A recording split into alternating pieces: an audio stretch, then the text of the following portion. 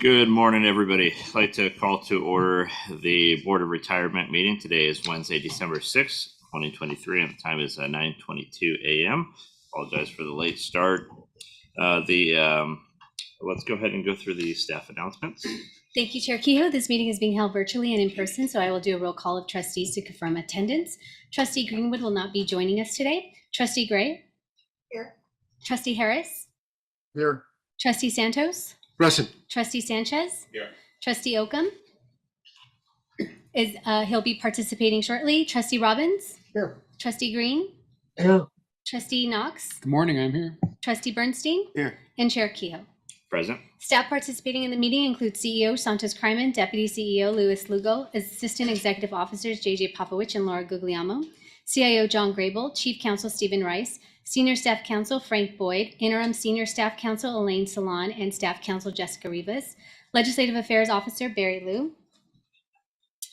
Senior staff and managers participating today include Carly Natoya, Tatiana Bayer, Kathy Delino, Chat Arande, Ted Granger, Cassandra Smith, Louis Gittins, Vincent Lim, Ricky Contreras, Tamara Caldwell, Vicki Neely, Carrie Wilson, Hernan Barrientos, and Ricardo Salinas. LACERA's medical advisor, Dr. Glenn Arisman, fiduciary counsel, Ashley Dunning, Allison Callaghan, and Julia Botizatu. Trustees, please use the raise your hand Zoom option to be placed in the queue. At this time, we ask all meeting participants to mute their mics until you are ready to speak. And now we may proceed with the agenda. Great, thank you. And just a reminder, Mr. Harris and Mr. Green are going to be remote today, so we're going to be doing all votes via voice, a roll call. Okay, next item is our Pledge of Allegiance, and for the first time here in history, I'm going to ask for two to lead the pledge because we're having two outgoing board members. So, Mr. Santos and Mr. Bernstein, can you please both lead us in this pledge? Please join us. I pledge allegiance to the flag of the United States of America and to the republic for which it stands, one nation, under God, indivisible, with liberty and justice for all. For the last time, justice for all. I will miss that, Mr. Santos. So I'll miss that. Okay, we'll have much more to say about both Herman and Alan towards the end of the meeting, but let's go ahead and get started. We have our procedures for the teleconference meeting. We do have two AB 2449. Do we need any legal report outs or anything? Or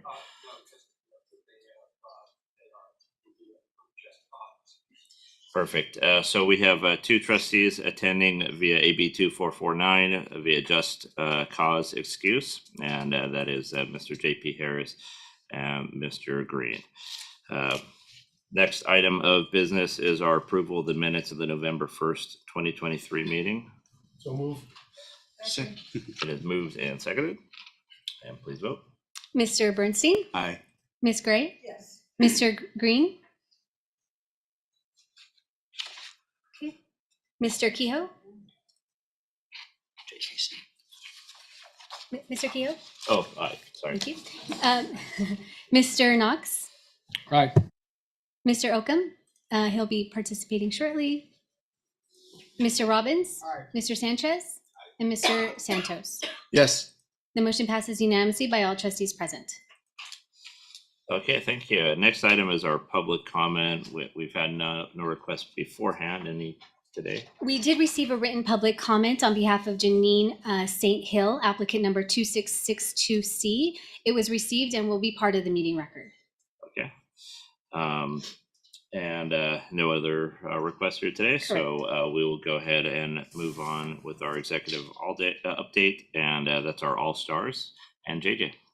Thank you, Chair, and good morning, everybody. Our All-Stars are staff members who we recognize who have gone above and beyond in helping deliver a great member experience or to help their fellow staff members deliver a great member experience. So please join me in congratulating Roberta Van Nortrick, May Zhang, Maria Calderon, Louis Gittins, and our web watcher was Veronica E. Martinez, and a ride share winner was Liliana Roquilo. So thank you very much. Appreciate you.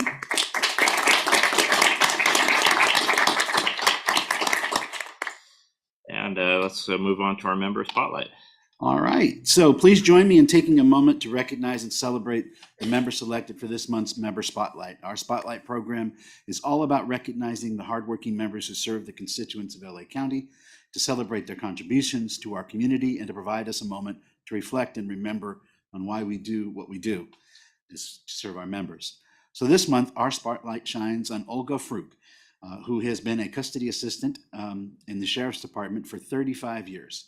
And her entire career was in the Sheriff's Department, serving that. And what strikes me is this, which really speaks a lot about the type of person that Ms. Frug is, and that is that, she spent her time making sure that she treated everybody, the inmates, with respect while they were going through, their difficult time in their lives. And that speaks volumes for somebody to do that in that situation. She's looking forward to retiring in the next 6 years or so, and she's going to pursue her passions, which is fitness and classes like Zumba. And also she's looking forward to traveling and cycling and watching movies, which I personally love to do. So thank you very much, Ms. Frug, for your service to the county. We appreciate you greatly.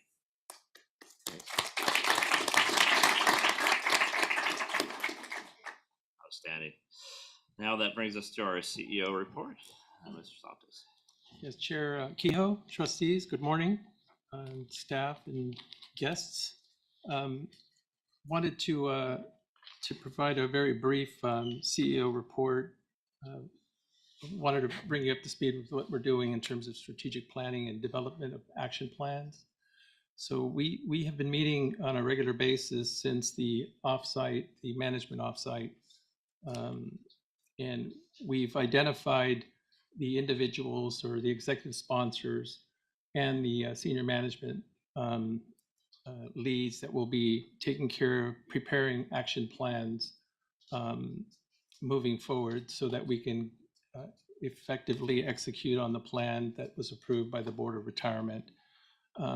Our plan is, we anticipate to have quarterly updates for you beginning in April, in terms of what our progress is, what the plans are, who's doing what, and the various timelines that we've identified for these things, these action plans to be completed. And so we're really excited about that. I know that we also have been meeting with the senior management team in the development of what I call a leadership pipeline document that identifies all the skills and the softer skills that are required in order to navigate your career path at LACERA. And so the team has put something together. They're in the process of finalizing it. They'll be making a presentation to the executive team who has not seen the document. And I know that they're very, very curious about it. And we have conversations about it on a daily basis. When do I get to read it? And I said, you'll get it when you get it, as soon as it's finished. So presentations will be made to the executive teams. We'll make some adjustments to it based on the input from the executive teams. And then we're looking forward to also presenting it to the full Board of Retirement in the not too distant future, probably sometime in February. That's pretty exciting stuff for us. It is a little different than what we have done in the past, where we really had a list of projects that we wanted to complete. Now we're being a little more strategic in nature and more methodical in our approach in making sure that we execute on these plans and we move the organization forward. And so I'm pleased, quite frankly, with the enthusiasm and the urgency, quite frankly, that the staff members have demonstrated over the last couple of months in terms of making sure this gets off the ground. I also, there's a lot of recruit updates. I wanted to let you know that we're continuing to work with Mr. Grable and Mr. Perez on trying to find individuals to join his group. I know that there are a couple of interviews that are ongoing. I'm hopeful that Mr. Grable and Mr. Perez and the team will make a selection soon in terms of a senior investment officer in real estate, I believe is what we're looking at this point. Also, we've been working with Mr. Rice in trying to identify candidates. We've interviewed one candidate all the way through that was being considered. And then there's another candidate that we're going to be interviewing next week, I believe Monday. And so we're looking to solidify and round out Mr. Rice's team as well. So in the meantime, the investment team and the legal team are doing an outstanding job making sure that things are getting accomplished. And I appreciate all of their efforts. So I'm gonna break a little bit. We made some internal hires, promotions that I'd like to pass the mic over with the chair's indulgence to Mr. Popowich and Ms. Guglielmo so that they can go ahead and introduce some of the division managers that we've selected and some other key positions that we've managed to hire. So with that, Mr. Popowich. Thank you very much. So I'm really excited because this is the first time in many years we've had a full leadership team. And so I am pleased to announce the following promotions. Tatiana Bayer. Tatiana, if you make yourself known, there you go.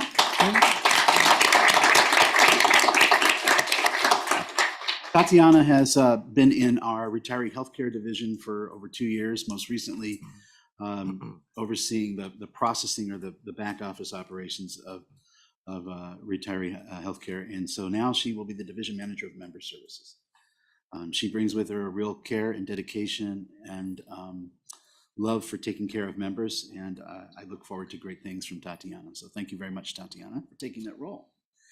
And then I'm also pleased to announce that Tamara Caldwell will be assuming the responsibility for our division, our Disability Retirement Services division. So the board trustees know that Tamara has filled in for Ricky on several occasions, has been an integral part of that division. She oversaw the intake area most recently, but also really truly instrumental in the case management and implementation, which turned out very successful, and also in the online disability application. And so she will be taking over responsibility for disability retirement services. So thank you very much, Tamara.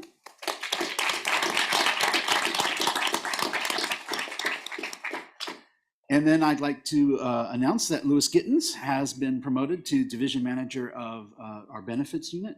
Louis has been for the last year serving as the interim division manager for that division and has done a tremendous job. He's also pretty much instrumental and the founding leader of our process management group in benefits, which has been a group that really has served as business analysts and working to improve the efficiency of our operations and the collaboration and working together with the other member operations group divisions. And so very pleased to announce that Louis Gittins is now officially division manager.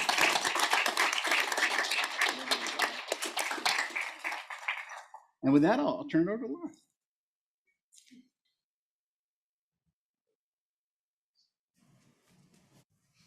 Thank you, JJ. The hardest part of the job, right, is finding the button.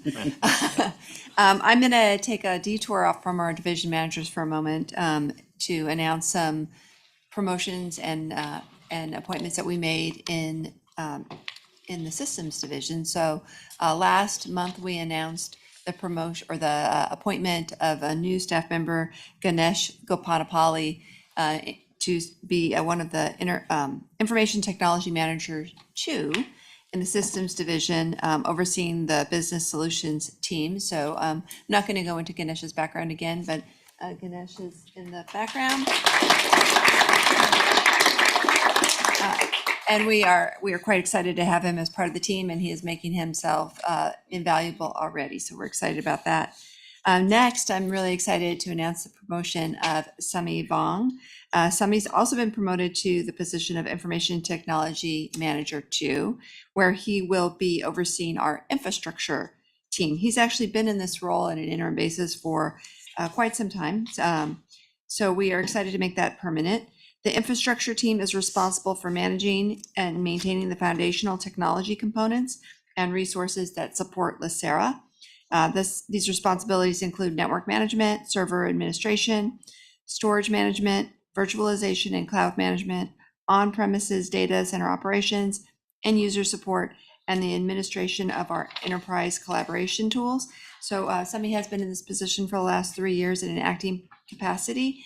And during that time, he has really transformed the service delivery and change management process within the systems division. His IT background and internal audit background have been very unique to help us really improve our processes here at LACERA, and has helped to lead a high-performing technical team to work collaboratively with the information security officer as well. So we are very excited to make this position permanent. So congratulations, Sunny.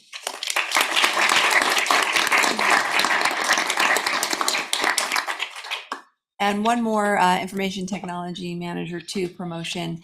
We'd like to announce the promotion of Celso Templo Jr. To this position, and he has been and will continue to oversee our project management office. The PMO really provides the portfolio and project management for new technology projects. So this is where our projects are beginning. His team gets these projects started, and then they get passed on for once they've been implemented to either infrastructure or network. The PMO plays that critical role as ensuring LACERA effectively manages, implements, and executes on enterprise-wide projects. And under Celso's guidance, several projects have been successfully implemented and transitioned. Several more will be implemented in the next couple of months. So this has been very exciting, and our demand for more and more automation is higher than ever. To ensure the standardization and consistent user experience, Kelso and his team created a PMO playbook, a framework which will be used by his team to manage projects, and that playbook will evolve as we learn and grow. And we are confident in his leadership and the role that he will play as we mature our PMO and the furtherance of LACERA's strategic priority, innovation through technology. So congratulations, Kelso.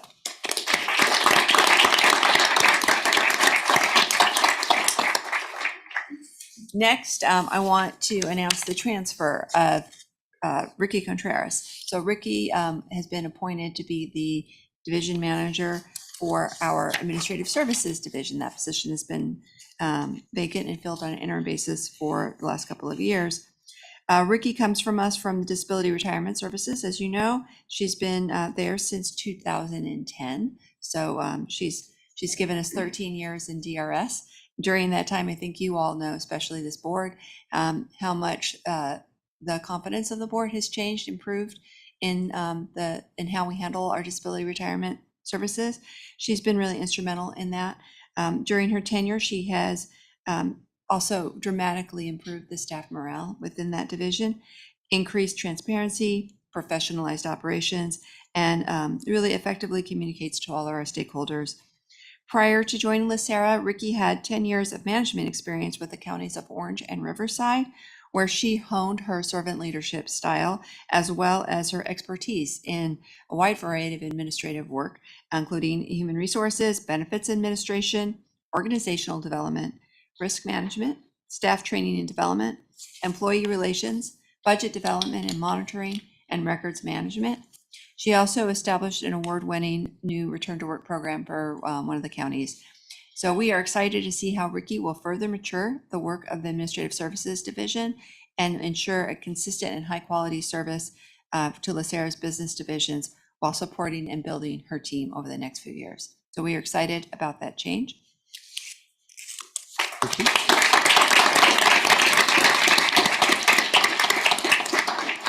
And I would be remiss if I didn't take a moment to acknowledge Roberta Van Nortrick. Roberta has been serving as the interim Administrative Services Division manager for, since 2021. And actually, management would like to acknowledge Roberta, and we have a certificate of appreciation. So I'm going to go up to the big mic and present this to Roberta.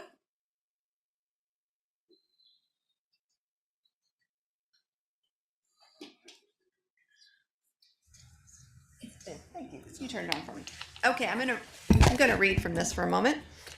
So, Roberta, I'm sorry nobody likes to be up here, but you've been great. So I just want to read from this for a moment.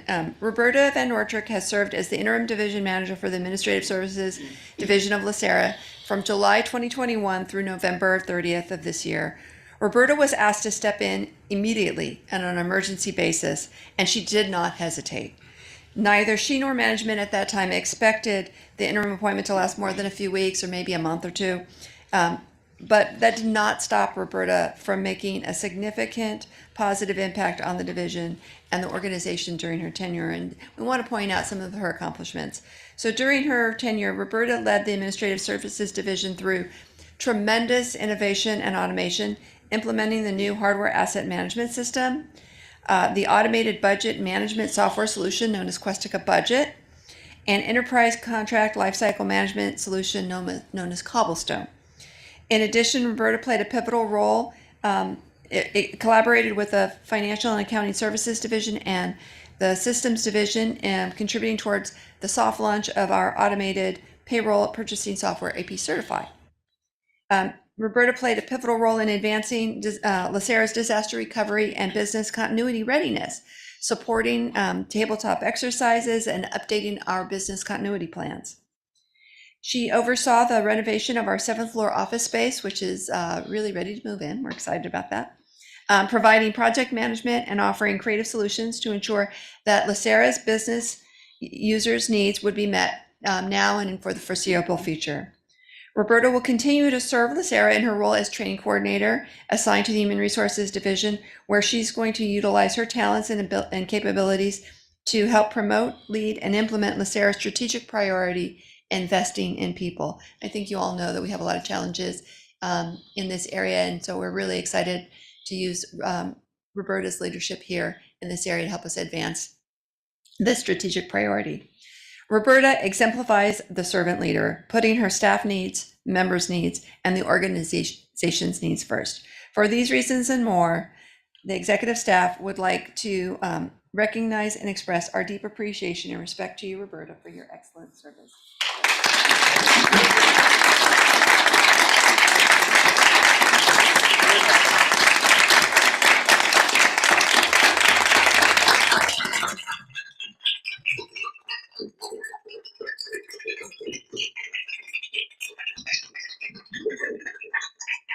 So, and Roberta knows how much I've appreciated her. I mean, she's been a tremendous asset for me coming into the organization, and she really knows the organization extremely well. Her care and class is amazing and really an inspiration to us all. So, yeah. Thank you again, Roberta.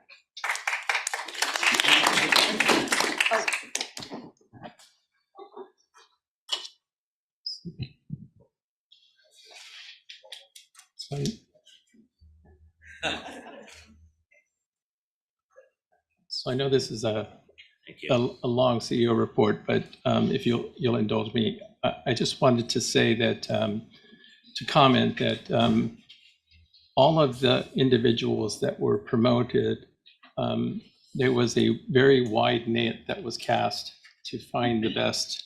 There were a lot of internal candidates, there were a lot of external candidates, and I think that the staff that were promoted did an excellent job in their interviews. They did an excellent job in understanding LACERA, and I believe that they're going to provide great service to LACERA in the future. So the only thing that I can tell them is that, you know, whatever got you here, whatever success you have now, are not going to be good enough to get you to that next level. And so our expectation is that you're going to perform way above your current performance now, and your responsibilities are going to change. And so with that, I commit to you that we're going to make sure that you provided the resources that you need to be successful. We're anticipating bringing on some mentors for you all and some training, and because ultimately your success is really a success for all of our members. And so I wanted to make sure that I congratulate you on your appointment, but the job is just beginning. And so good luck to you all, is what I have to say. And then I believe that, Bonnie, if I'm correct, do we have there's a couple of other people that we'd like to point out and recognize as well. The executive and management team and the staff wanted to recognize Mr. Bernstein. I know that this is your last the last regular meeting. I don't know if there's going to be a special meeting that's going to be called. Maybe we'll just call one just to bring you in anyway. What is it, AB 2429? I'll be on the beach, with But Sherman.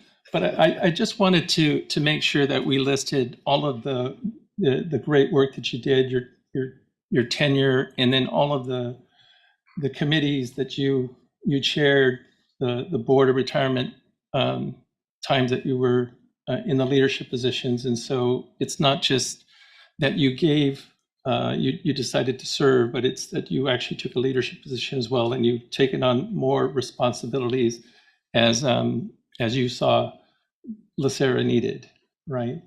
And so one of the things that I wanted to thank you for just personally is that when I interviewed for the job, I interviewed with everyone, and I was driving home. Actually, I was driving back into the office, and I was on the 110 freeway, and it was stuck in traffic. And this is after I had done the interview with you all. And I got a phone call. I was on the phone with my wife explaining, well, I think things went pretty well. The interview was good. She goes, well, how was the body language in the room? She's kind of talking about that. So I think it was pretty positive. And she said, well, what do you think? I said, I have no idea. And then I got a phone call, and I'm on the 110 freeway, and it's Mr. Bernstein and Mr. Kehoe on the line. And they said, Santos? I said, yes. Says, oh, this is Alan Bernstein and Sean Kehoe.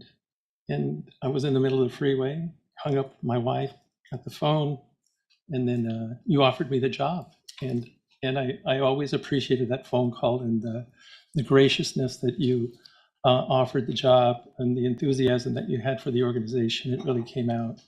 And so I appreciate the opportunity. I know that it hadn't been for everyone in the room and the leadership that you all provided during that time, I probably wouldn't be here. So I just wanted to say thank you from a personal perspective for that. And so I wanted to make sure that people understood your contribution to the organization, and we can't thank you enough. And as a member, I just want to say thank you very much. I know it took a great deal of time, and your wisdom and your guidance really made LACERA a better place. So thank you for that. Thank you so much.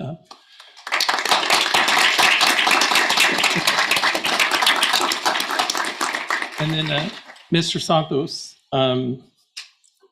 thank you as well on behalf of the executive team, the management, and the staff. Just wanted to make sure that we also showed your dedicated service over, how many years is it? It's a long time. Both of you, actually.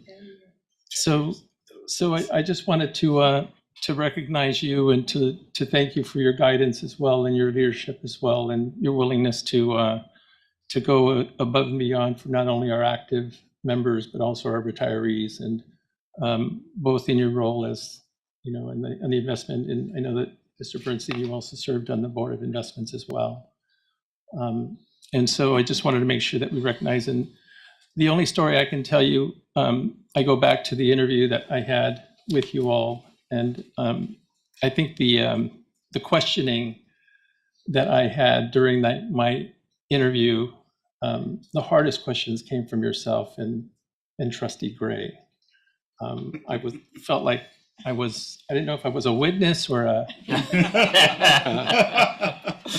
Good summary. but it was very, very nice to see that you were able to voice your opinions with a great deal of professionalism, and all of the questions were right on point, and it was always in the best interest of the members. And you were looking for someone that could lead the organization, and you had specific things that you really wanted to make sure that I was aware of as we move forward. And so I also thank you for the opportunity to serve as the CEO. I know that, but that it's been a great 4 years with all of my trustees, quite frankly. But I just wanted to thank you, and I wanted to recognize you as well. I know that I could have saved this for good of the order, but I'll let the others shower you with kind words at that point. So thank you both very, very much. Okay. With that,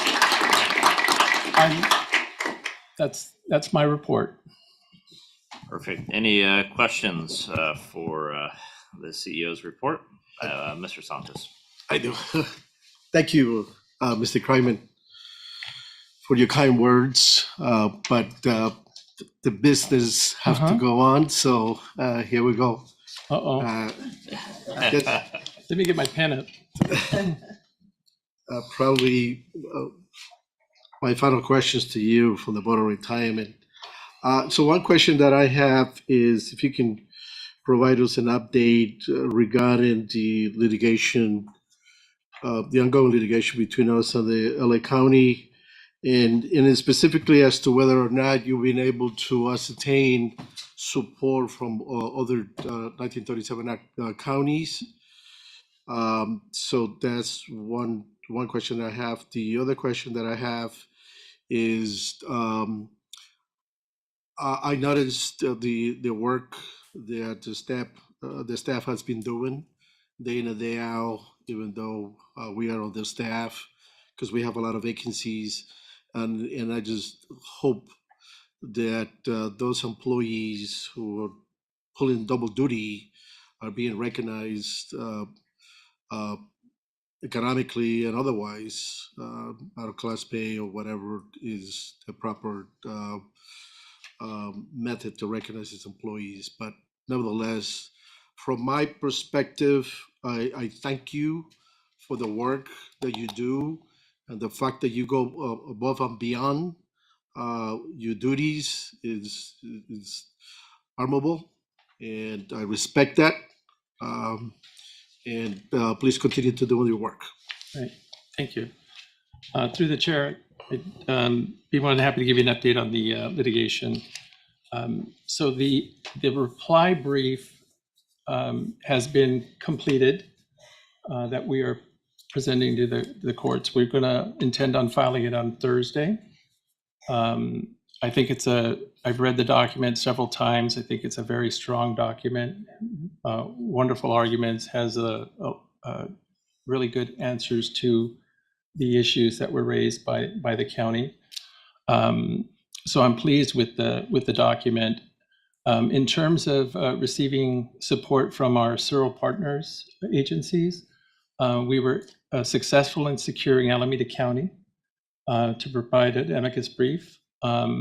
San Bernardino County also provided a amicus brief, and we're in the process of putting Alameda and Fresno County together so that they can talk about submitting an amicus brief as well. So Fresno County is still going to present their amicus brief to their board, I was told, on the 20th of December.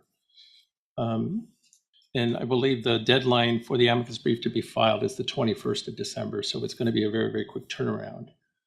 And so we're still working on making sure that those get filed on time. I can tell you that it was, there was a lot of lobbying that was going on, trying to get that support. People originally were in favor of it. They believe in our cause. But they just didn't feel that they could move forward, or their boards decided that they would rather pass and not file an amicus brief. But we were successful in getting at least 2 SERL agencies. The unions were very, very supportive.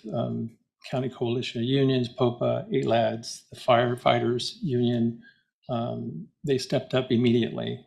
I was really pleased with the support that we received from them. So we made several presentations to them to make sure that they had all of the facts, and they're in the process of finalizing their amicus briefs as well. And so I think we're in good stead. Hopefully, I believe we're trying to get to the courts to be heard on March, April. Is it possible? Yeah. Hopefully, first quarter, second quarter of next year. So that's where we are in terms of your question about recognizing staff that are going above and beyond. We do have a policy that we do follow. Those individuals that are deserving of out-of-class bonuses or additional responsibility bonuses are vetted, and they are approved when they're appropriate. And so we do recognize that. And I think, that Roberta is a very, very good example. We wanted to make sure that we recognize her for all of her hard work as the interim basis. And so it's important for us to recognize our staff. And I think we do a good job of making sure that we say thank you on an ongoing basis and display that gratitude that I think staff really deserve moving forward. So those are answers to the two questions. Thank you very much for that. And I want to recognize you for the work that you were doing at Soccer's. I think it's important for my colleagues. When we go to conferences, this is the opportunity that we have to talk to other trustees from other systems regarding our issues. And of course, you want to hear their issues as well. That was key.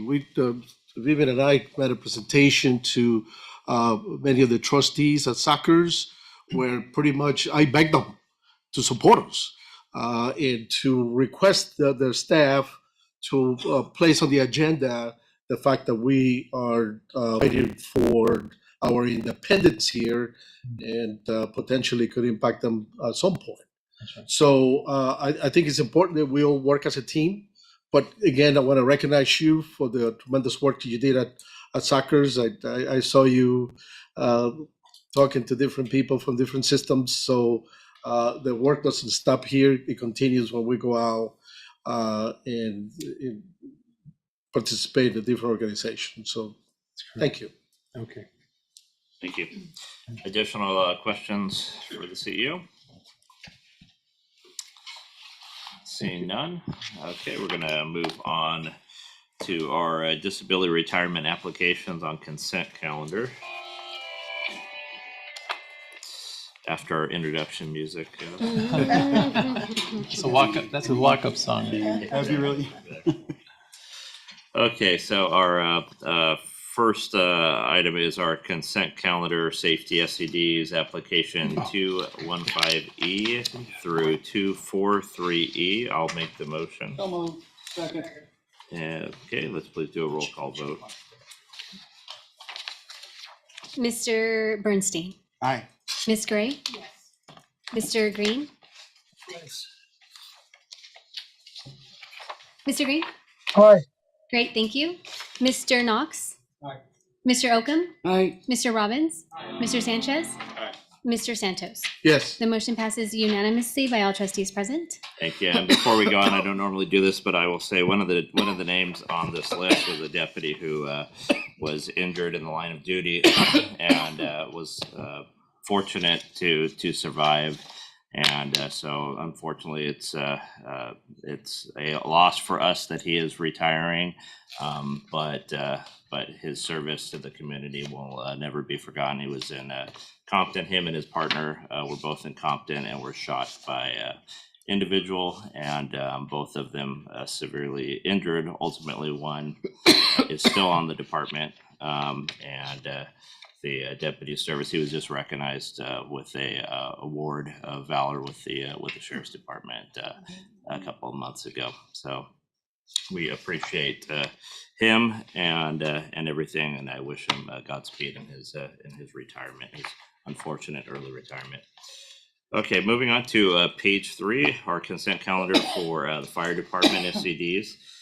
This is application 1760B through 1766B. I'll need a motion. So moved. Second. So moved and seconded. Let's please vote. Mr. Bernstein? Aye. Ms. Gray? Yes. Mr. Green? Aye. Thank you. Mr. Knox? Aye. Mr. Oakham? Aye. Mr. Robbins? Aye. Mr. Sanchez? Aye. Mr. Santos? Yes. The motion passes unanimously by all trustees present. Thank you. Now we're moving on to our general member SCDs. This is going to be page 5 and 6, application 2658C through 2681C. I'll need a motion. Move approval. Second. Moved and seconded. Let's please vote. Mr. Bernstein, Aye. Ms. Gray, Yes. Mr. Green, Aye. Mr. Knox, Aye. Mr. Oakham, Aye. Mr. Robbins, Aye. Mr. Sanchez, Aye. Mr. Santos. Yes. The motion passes unanimously by all trustees present. Great, thank you. So that moves us on to our consent items. So we have item A through J. Is there any request from any trustees to pull any of these items for discussion? I'll move consent. Okay, consent is moved. I'll need a second. Second. It's moved and seconded. Let's please vote on the consent item. Mr. Bernstein, Aye. Ms. Gray, Yes. Mr. Green. Sorry, you're muted, Mr. Green. Aye. Thank you.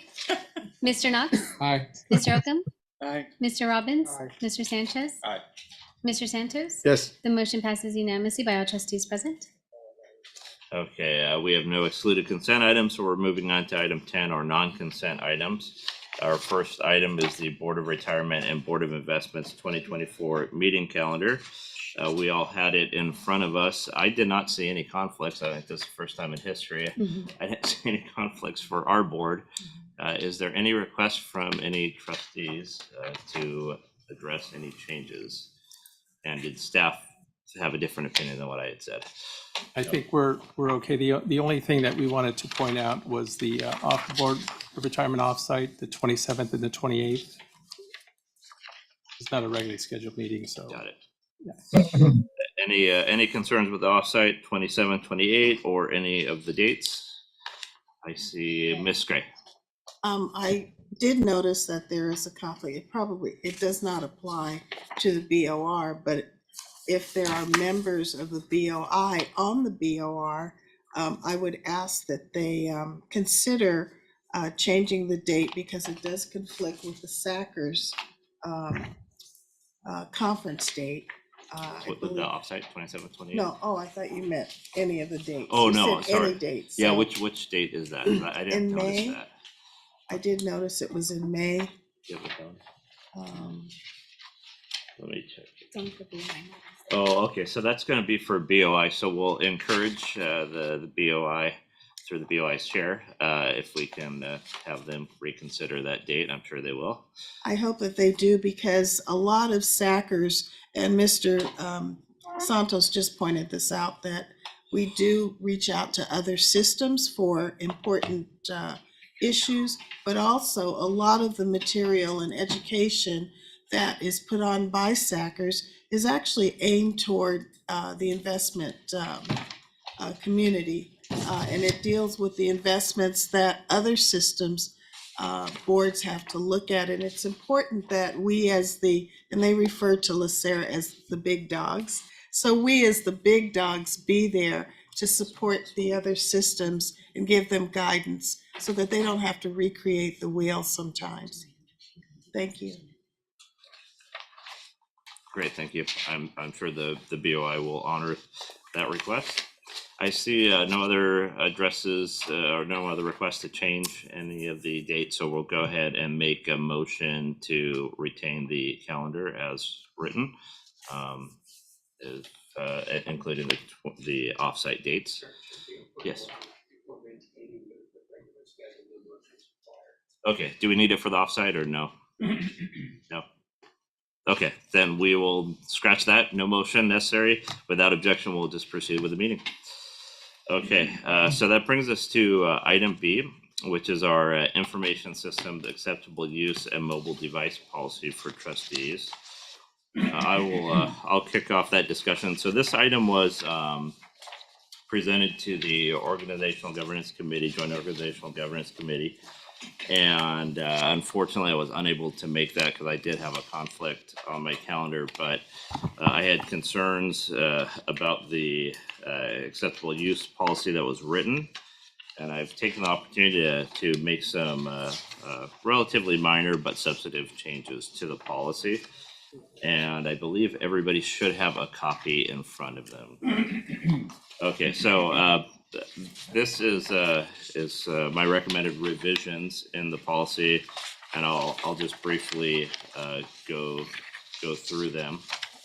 I don't think we need any additional formal presentation. The board has received everything. So The policy as written would be restrictive and would be broad based. So it would apply to everybody in every circumstance. But there's some circumstances where devices don't have the ability to have mobile device management. They don't have the ability to have certain type of password requirements. They also might have other MDM devices on them. So there's a lot of different conflicting issues. So the goal of my requested changes to this policy is to shift this to a should and a best practice versus a must and a shall. So you'll see throughout the policy, I've changed the number of musts and to shoulds. So for example, I'll just briefly go through it on page 2. It should follow these standard procedures. I've recommend eliminating the yearly attestment element. There's multiple policies that our board is required to follow, and we don't attest to complying with those policies. It's a requirement that we follow those policies. On page 4, once again, I've changed it to should rather than must as far as the complexity of the passwords, and that trustees have the ability to request for LACERA to leverage the various tools to recover and wipe stolen devices of your own personal devices. So it's our ability to request LACERA to assist with that, or you could do it on your own, depending upon your technical expertise. The other change that I did was I eliminated item 9, which was the requirement of not using unauthorized resources, which was listed here as a cloud drive, USB stick, etc. Ironically, LACERA provides us with a cloud drive with O365, so that would restrict our own use of O365. The bottom line is that this is all covered within our existing policies of us protecting the data integrity of any device or any material that we have with personally identifiable information. Regardless of the use of the tool, we still are responsible for protecting the data. And on page 5, I had recommended changing the compliance of the policy to simply place that on the responsibility of the board. So the board obviously has the ability to restrict other trustees from using their own device, but that should be through the board and a board decision. So it should be a rather serious violation of data integrity issues, and that could be brought to the board to discuss. Outside of that, the overall policy remains as written, except for the focus is that we as trustees have the ability to reach out and work with LACERA systems on securing our devices, and rather than it being a formal requirement to comply with that. So my recommendation would be to, and I'll go ahead and make the motion to accept the non-LACERA managed device policy with the recommended revisions that I have submitted. I'll second that. It's moved and seconded, and now will be open for discussion from any trustees. Mr. Knox? Yeah, thank you. Just, I guess, a question for you, the thought behind the should, just was it a little more flexibility, a little more independence? I tend to lean more towards the mandate, but just wanted to hear from you your thought behind it. Flexibility based on everybody's unique scenario. So the way this policy is written is pretty much any cloud system, any cloud device, any email that you use, any device itself. So it's beyond devices, also applications and services would all fall within this policy and would have all of these restrictions. And that is way too broad of a scope for me. As just one example, I do all my LACERA stuff on my Sheriff's Department phone, which is under a Sheriff's Department mobile device management system, and you can't have two on the system itself. So I would immediately be out of compliance, and I'd have to have a third device to look at LACERA stuff. any personal computer, based on the existing policy, any personal computer that you use at home to connect to a non-LACERA email address that you're sending emails would fall within the scope of that policy. So for me, it was a little too restrictive.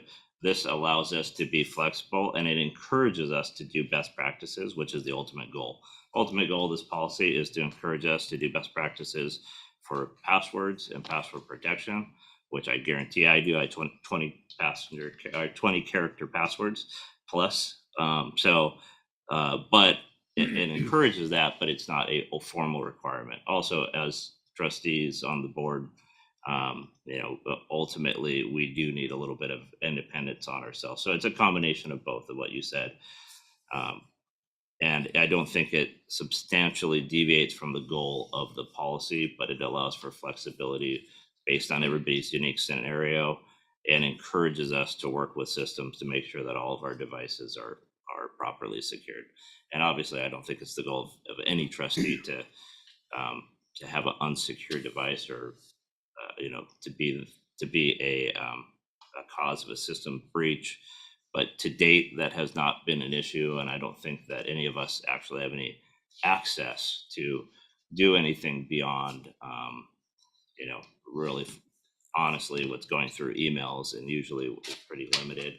Everything else we do is via Prime Gov or One Meeting, so those are my thoughts on the policy change. Okay, thank you. I'm most of the way there. I think I would certainly strongly encourage Mr. Kryman to make sure that outreach from IT to trustees is consistent and at set intervals, just so I'm not heading down a path where, no, I think I'm good. And I did it when I first joined the board. And then a couple of years later, I'm all over the place and accidentally have an issue. I'm like you. I use my TTC phone for stuff that I'm not doing otherwise in the office. But yeah, I just get concerned that we open it up. I get concerned that even if we have an oops, it's going to be a major problem that could have been avoided. But I appreciate that, yeah, there's some technical issues there that maybe the policy doesn't consider. So thank you. Ms. Gray. I was only going to say, Mr. Kehoe, thank you for going through and making those suggested revisions, because when I read through the policy, as anyone with a legal background knows that if it says shall, that is mandatory. And it does give us more flexibility, and it personally takes the restraint off of our shoulders in terms of feeling like you have to do something a certain way. And everyone likes to have the ability to make a choice, a conscious choice. And I think that having a less broad situation where we are more aware of what we are doing is, number one, giving us choice, and giving us choice with the awareness of what we need to be looking for in terms of security. So I appreciate that. Thank you. Mr. Santos. Yes, thank you. And thank you, Mr. Kehoe, for taking the time and doing the red line piece. Really appreciate it. I would like to hear from management, in particular, from the security perspective, the changes that Mr. Kehoe is proposing here. What's your view in terms of securing the information or the purpose behind this policy? I'm assuming that you already had an opportunity to review the changes? Yes, I had an opportunity to review the changes. I think they're good. I think at least it gets us somewhere, like Mr. Kehoe mentioned. I think it's okay. I have Okay. kind of. Good. I make a motion to, well, it's already been moved and second, right? Okay, I need support. Thank you. Any additional questions or thoughts? Seeing none, let's please do a roll call vote. Mr. Bernstein? Aye. Ms. Gray? Yes. Mr. Green? Aye.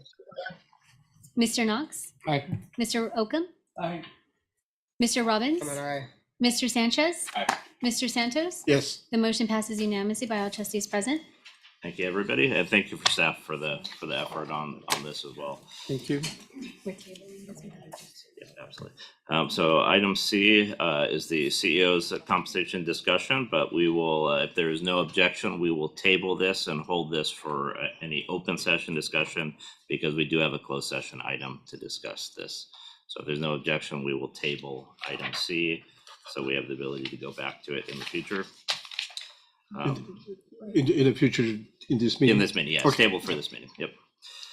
Okay, no objection. We're going to move to item 11, which is our reports. Item A is our FPPC Form 700 e-filing, and we will turn this over to Jessica.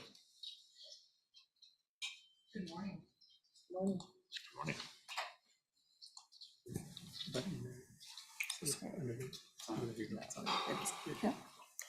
Great. Good morning, everyone. I'm Jessica Rivas, Staff Counsel. As you may all recall, about a year ago, maybe a little over a year ago, I presented to the some of you will recall, I presented to the Operations Oversight Committee about our search for an e-filing solution or an electronic filing solution for our Form 700 process, and that our goal was to have both LACERA staff and trustees use that solution. And so I'm excited to report back today that we have adopted an e-filing solution, and to let you know more about that system and what you can expect for the first time when you use it during this next annual filing period in 2024.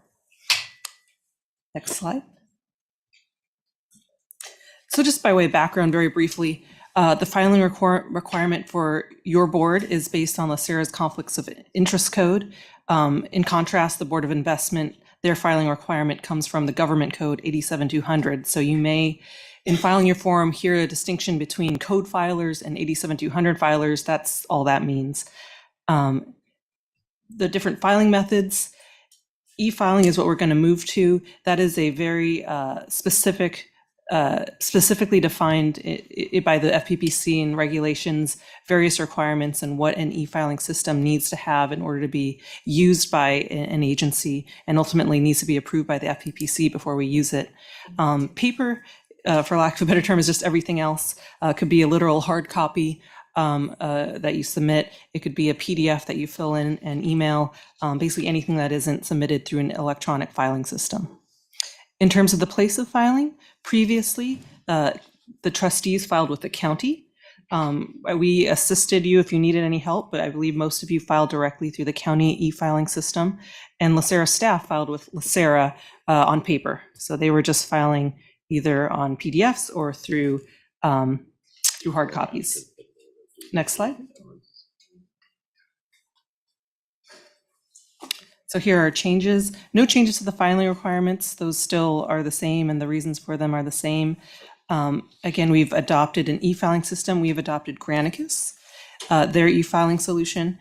And just very briefly, I recently learned that there have been some ongoing issues with one meeting, which is another Granicus application. I just wanted to let you know we did confirm with Granicus that that has no impact on the Form 700 application. They're entirely separate, so there's no impact to that. Paper is still available if necessary. Again, e-filing is strongly preferred for a whole host of reasons that we briefed you on last time, but basically it'll make the process much easier for you and for staff in processing them, and it will save your data year over year, so you don't need to refill everything every year. However, if the need does arise, we have the flexibility to accept a paper application, and I believe that the main reason we will see that, and we'll get to this in a moment, is for folks who have multiple positions and file with other agencies. And so we'll discuss that in a bit more detail in a moment. Place of filing, the change that has been incorporated by way of the recent updates to our conflict of interest code is that now both trustees and staff file with LACERA. So we're not there's no distinction anymore. Trustees aren't filing with county. Trustees are now going to file with LACERA as well as staff. Next slide. Does that mean we're not going to get an email from the county? That is correct. That's what I always get. That is correct. So you will be getting an email from our e-filing system signed by me, and I'll be available to help out with any issues. Can you also address for, I know Keith and myself for Form 700 filers for the county as well? Yes. So we're going to come up to that. Yeah. Thank you for bringing that. I'm sorry, I didn't hear the question. Oh, sorry, Jason. So Keith Knox and myself are Form 700 filers with the county, so we have to do one with the county and with LACERA. I don't know. But did Les, I heard that, did Les have a comment? You didn't hear Les's comment. Les, what was? I think it was just where the email came from. Oh, Les was just confirming that the email is going to come from LACERA and not from the County of Los Angeles. Right. So moving forward, you won't hear from the county. You'll be hearing from LACERA, legal office, and me. So here's just a brief timeline. As you can see, staff was paper filing pre-2023. This annual period in 2023, they already have used the e-filing system, and it went extremely smoothly. We were really excited to see that. Trustees were e-filing or paper filing. I believe you had that option with the county up through this year, and moving forward in 2024 onwards, we'll all be together at LACERA on our e-filing system.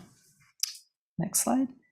So on or about March 1st, you're going to receive two emails. One will have your account login information for the e-disclosure website, and then the second will be a notice about your annual statement and when the due date is. And that, as it is every year, is April 1st, 2024.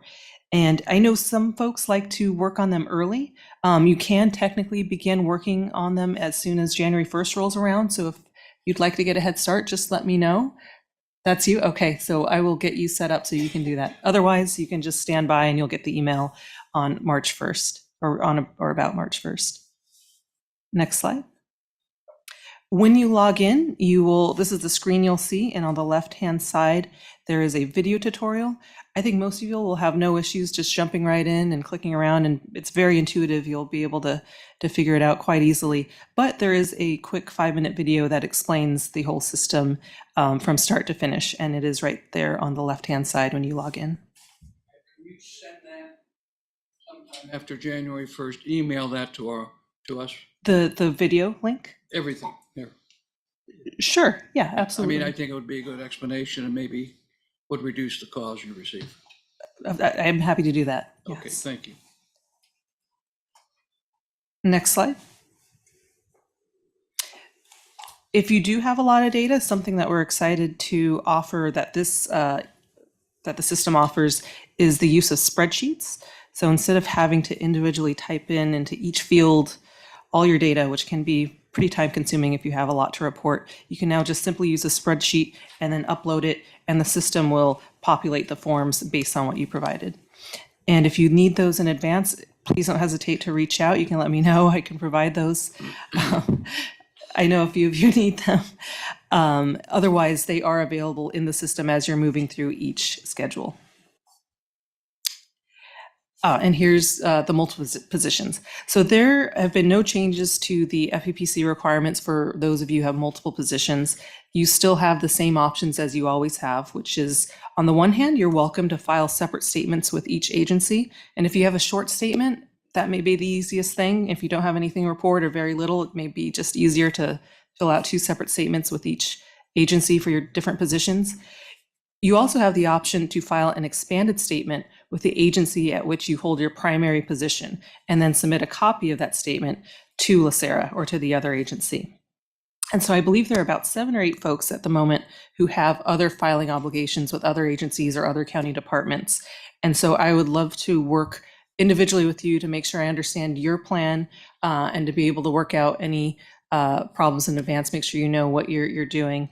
And if you historically have filed with the county with your county department and handed us a copy, we can continue that practice. Or if you'd like to just reevaluate, I'm here to walk you through that and to make sure you understand what all the requirements are. Next slide. And then that's it. Happy to take any questions. So my understanding would be that if you do a Form 700 through the county, you can do it through the county and then send a copy to us, and then we would process it. Is that how? Essentially, yeah. There are some specific requirements for those, are called expanded statements. Okay. And we can talk in detail about your specific situation, but in general, an expanded statement needs to identify all your positions, has to list both your county position and your LACERA position, and you must make the disclosures required by both positions. So you may have different reporting requirements, and so this one form would report for everything. Okay. Yeah.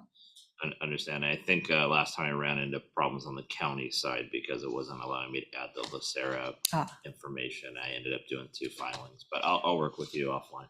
Sounds good. Great. Question, Thank you so much. Jessica? Oh, go ahead. The spreadsheets are great. Will the new system offer an option to populate details from the previous filing, or does everything have to be entered de novo? No, that is another huge benefit of this e-filing system is that it saves your information year over year. So the next year you can just make updates, or maybe you need to delete some things, but you will not need to generate all the information every year, which I understand. And actually, from my own experience using the accounting system, that's what you had to do. Yeah. I will go there. This is wonderful. I wish I was slightly less petty that I've been complaining about this for over a decade, and I'm leaving today. And Well, you'll get to file a leaving office statement. The sense of irony is overwhelming. But the system punishes people who don't trade whatever their equities thing is through a mutual fund. For people who make the choices many people should be able to do to trade equities individually, it has been, for anyone who doesn't know, a ridiculously onerous system. And so I will end on an up note and just go, this is really great news. Thank you so much. Yeah, appreciate it. Additional questions? Can I just recognize Jess for all of her hard work on this. I know that she conceived and is busy implementing everything now. So we appreciate Mr. Bernstein, Trustee Bernstein, your irony on all this, but we got it done. And so we're looking forward to working with you all, making this process a lot painless as possible. So thank you very much for all your hard work. Absolutely. Thank you. And I'm selfishly also, have to file these. So I'm excited to use the new system. Yeah. Thank you. Perfect. Okay. Thank you very much for the presentation, and we're looking forward to using the new system. On to item B, which is our AB 1020 presumptions from Mr. Boyd, and we do have a presentation. Yes. Am I live? Okay. Good morning, Mr. Chair and members of the board. It's a pleasure to be here this morning to explain the new presumptions that have come under AB 1020. Could you please go to the next slide? So this bill takes effect on January 1st, 2024, which is next month. It expands the types of injuries that are presumed to arise out of in the course of employment. And in certain disability presumptions, it extends the 60-day up to 60 months after the member retires, which I will discuss in detail towards the end of the discussion. Next slide. So currently we have 5 presumptions. We have the heart presumption, the cancer presumption, the blood-borne disease presumption, and the biochemical substances presumption, and the COVID-19 presumption that is set to sunset at the end of this month. AB 1020 provides us with new presumptions that you see in the screen. We have a post-traumatic stress disorder, a duty belt for lower back impairments, tuberculosis, meningitis, skin cancer, Lyme disease, hernia, or pneumonia.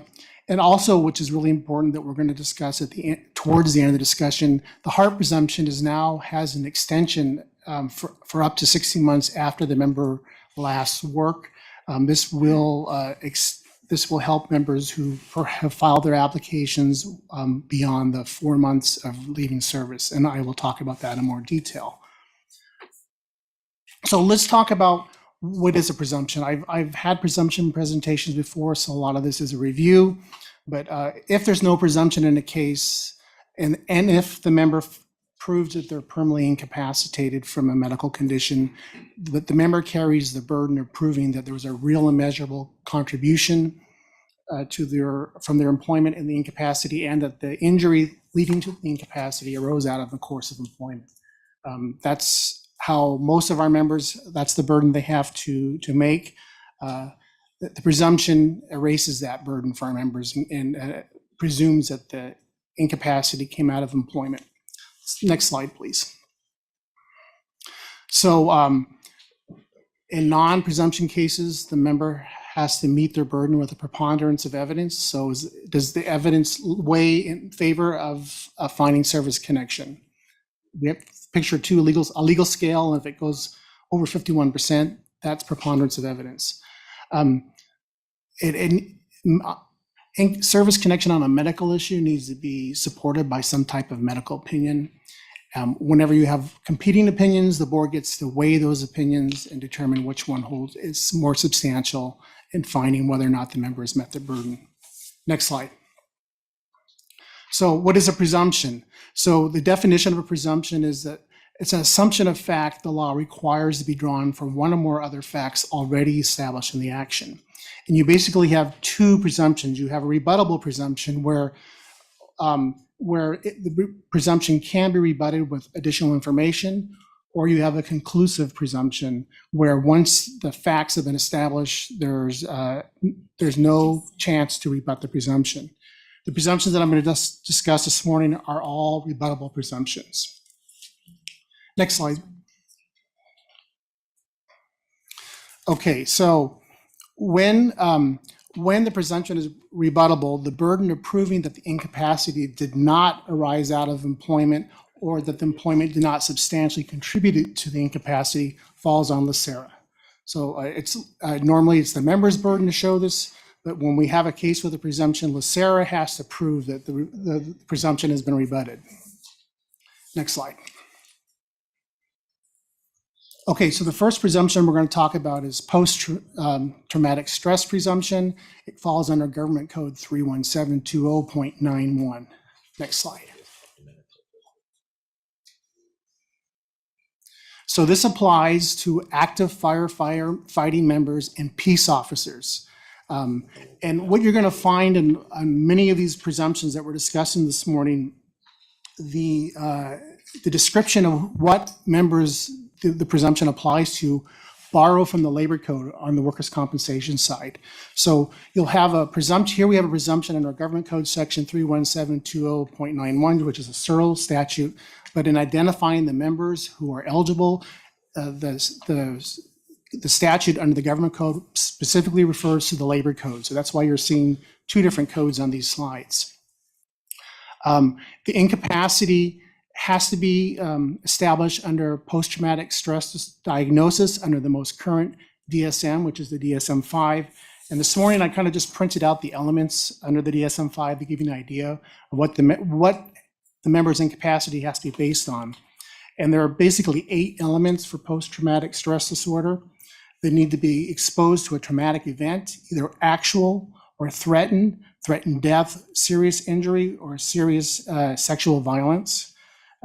They must exhibit intrusion symptoms, persistent avoidance of emotional numbing, negative alterations in cognitions and mood that are associated with a traumatic event, trauma-related alterations in arousal and reactivity that began or worsened after the traumatic event. And these symptoms have to be persistent for more than a month. And significant symptom-related distress or functional impairment, which would be the reason the person could not do the job. And these symptoms cannot be due to any medication or substance or illness. I didn't put these in the slides. All this information will be covered by our medical expert when it comes to you. The most important thing for today is to understand that there is a presumption. In my opinion, I think this presumption will help us in cases where we've had safety members who've committed suicide and we really don't know all the details of what happened. It is a rebuttable presumption, so if there's some outside trauma that the person was exposed to, that may come in play in rebutting the presumption. And this law sunsets on January 1st, 2025. So it's only, for right now, it's only open for a year. I suspect this will be extended, and most of my colleagues in other systems, we all have the same suspicion, but if it does, I will bring that information to the board so that you're aware of it.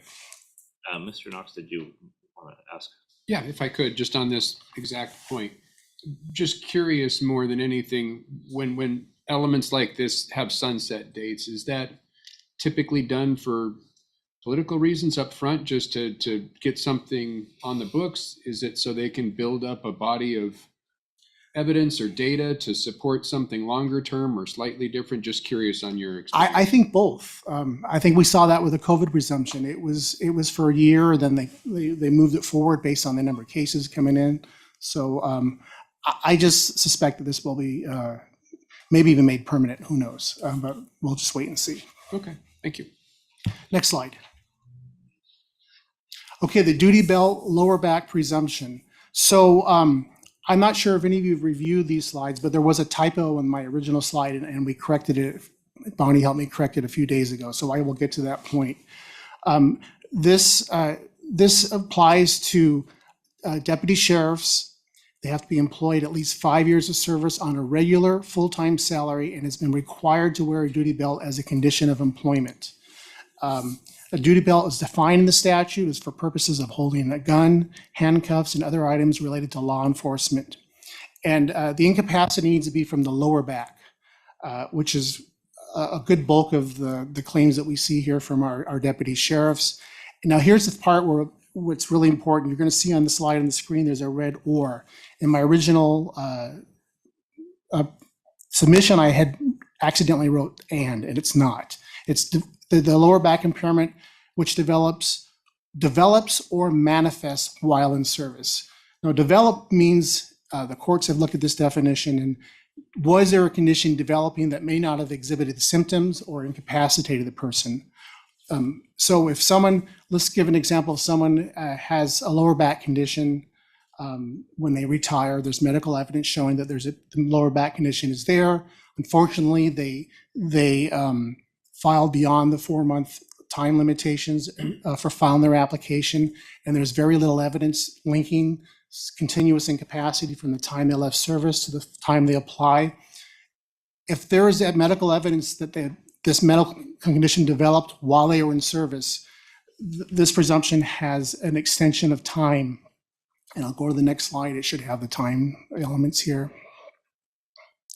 And the member gets 3 months after termination of service. They get 3 calendar months for each full year that they were employed. So if someone worked 20 years as a deputy sheriff, they would get an additional 5 years. And if medical evidence could establish that the back condition developed while they were in service and they became incapacitated during that 5-year period of time, their late filed application would not be considered late filed anymore, and we would be able to process it. So that's going to change how we address some of our late filed applications. You'll see that as soon as next month. I'm working on a memo right now explaining it to you. And speaking of the memos, my normal practice is to provide a legal recommendation on all presumption cases so the board has an understanding of what's going on. With the duty belt, I'm not going to do every case. If it's not necessary to apply it, if the doctor has found service connected or if the application is filed timely, I'm just going to put the case through. But if it's a situation where perhaps the doctor says that the medical evidence does not show arising out of course of employment or substantial contribution, I will apply this presumption, the facts, and present a memo. Same thing if we have a late filed application. I will prepare a memo for the board so there's a clear understanding of it. But I will not be doing this for every case because I wouldn't be writing memos all night long. That makes perfect sense. Next slide. We're going backwards. There we go. Tuberculosis. So this is a new presumption. It's found under Government Code 31720.92.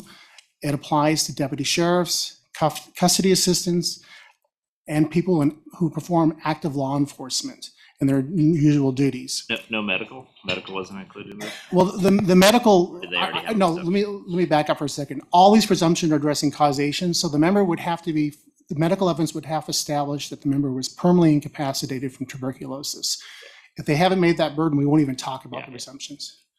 Got it. But I'm sorry. So my question was medical employees were not included in this presumption? No. They work alongside us in the jails. And Well, yeah. I'm surprised that they weren't. That is an interesting point, but it's deputy sheriffs, custody assistants, and members of active law enforcement. It's just how it worked out. DA investigators are included in this. Active firefighter members who duties require active firefighting and first aid response services are included in this, and the presumption is rebuttable. Next slide. And again, It says active fire and first aid response services, but it's still a safety category, or would the first aid response services is included in the same sentence when they talk about active firefighter members. My reading of it, it wouldn't be tied to anyone at the jails providing medical services, but I will take a closer look at this. So if I get a case where there's a nurse or a physician in the jail system, I will look very closely. As well as public defenders.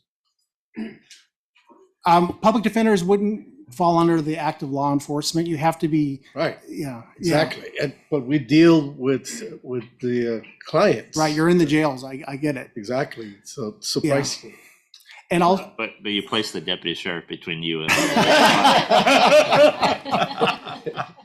I just think a better, well, I guess we'd have to go through SACRs and other legal situations where instead of just suctioning out law enforcement, just those active in the criminal justice system, which would encompass both DAs, public defenders, and all of the others that you have mentioned, because it certainly does discriminate against those who are in the criminal justice system, basically doing the same thing or doing it side by side, but they have a different burden of proof should they have a disability application. Yes, and a lot of this is the sausage making of legislation. This is how, but just don't forget that the member can still file a claim and show service connection with just a preponderance of evidence. So if a DA or any kind of person is in the facility and there's a potential being exposed in the facility, then they could still be considered service connected. They just wouldn't be under the presumption.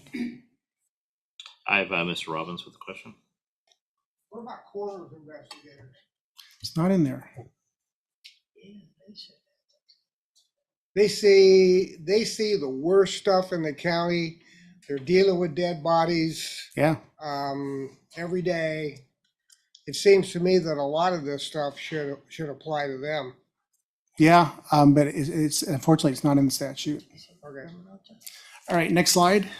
And again, this has the same language. The tuberculosis must develop or manifest while the member's in service. So if there's medical evidence that there was some development of the tuberculosis before the member retired, they can apply the extension that we discussed with the last presumption.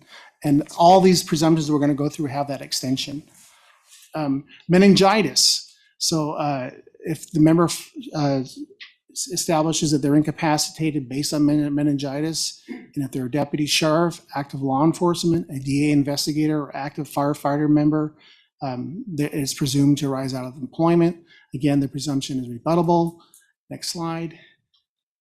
And we that's have, inclusive of all meningitis, not. pardon? It's inclusive of all forms of meningitis. Yeah, there's no distinctions in that. So I take that as all forms of meningitis. These are conditions that we don't see that often. So I'm not sure how often, like the duty belt's going to come up a lot. Again, it must manifest or develop while the member's in service, and they get the extended time of up to 60 months beyond the time that they last worked. Next slide. This is a new presumption for skin cancer, and this applies to active lifeguards employed at least 3 consecutive months in a calendar year. Currently, I'm fairly certain that the full-time lifeguards are covered by the current cancer presumption, but here we've got individuals that work seasonal, so this presumption would help these seasonal lifeguards. Again, the skin cancer must develop or manifest itself while members in service. It's rebuttable, and it has the time extension of up to 60 months like the other ones. Next slide. Lyme disease. We do see Lyme disease come up once in a while. If a member's incapacity is based on Lyme disease, it applies to peace officers, which is a broader definition. Our probation officers are considered peace officers. So if they're sworn peace officers, the Lyme disease presumption applies. Again, it must develop or manifest itself while the member is in service. It's rebuttable, and it has up to 60 months after the member stopped working extension. Hernia or pneumonia. Okay, so this is a new presumption. It applies to deputy sheriffs, persons working in active law enforcement, DA investigators, active firefighters. The hernia needs to develop or manifest itself while in service. And with the pneumonia, it says pneumonia and heart trouble develops or manifests itself while in service. So a member would have to have pneumonia and heart trouble to be eligible for the pneumonia section of this presumption. And what they seem to have done is put two conditions into one statute. Was that a mistake? Or That's how I read the statute, and that's how it comes out. It's put together in one statute. So you could be incapacitated from a hernia, be one of these members who are eligible for it. And if the hernia developed or manifests while in service, your incapacity to be service connected. If you develop pneumonia and heart trouble, then it would be presumed to arise out of employment. I think we're gonna have to hire a few more attorneys for your office there to figure this all out. I have Mr. Green with a question. Oh. Mr. Green? Jason?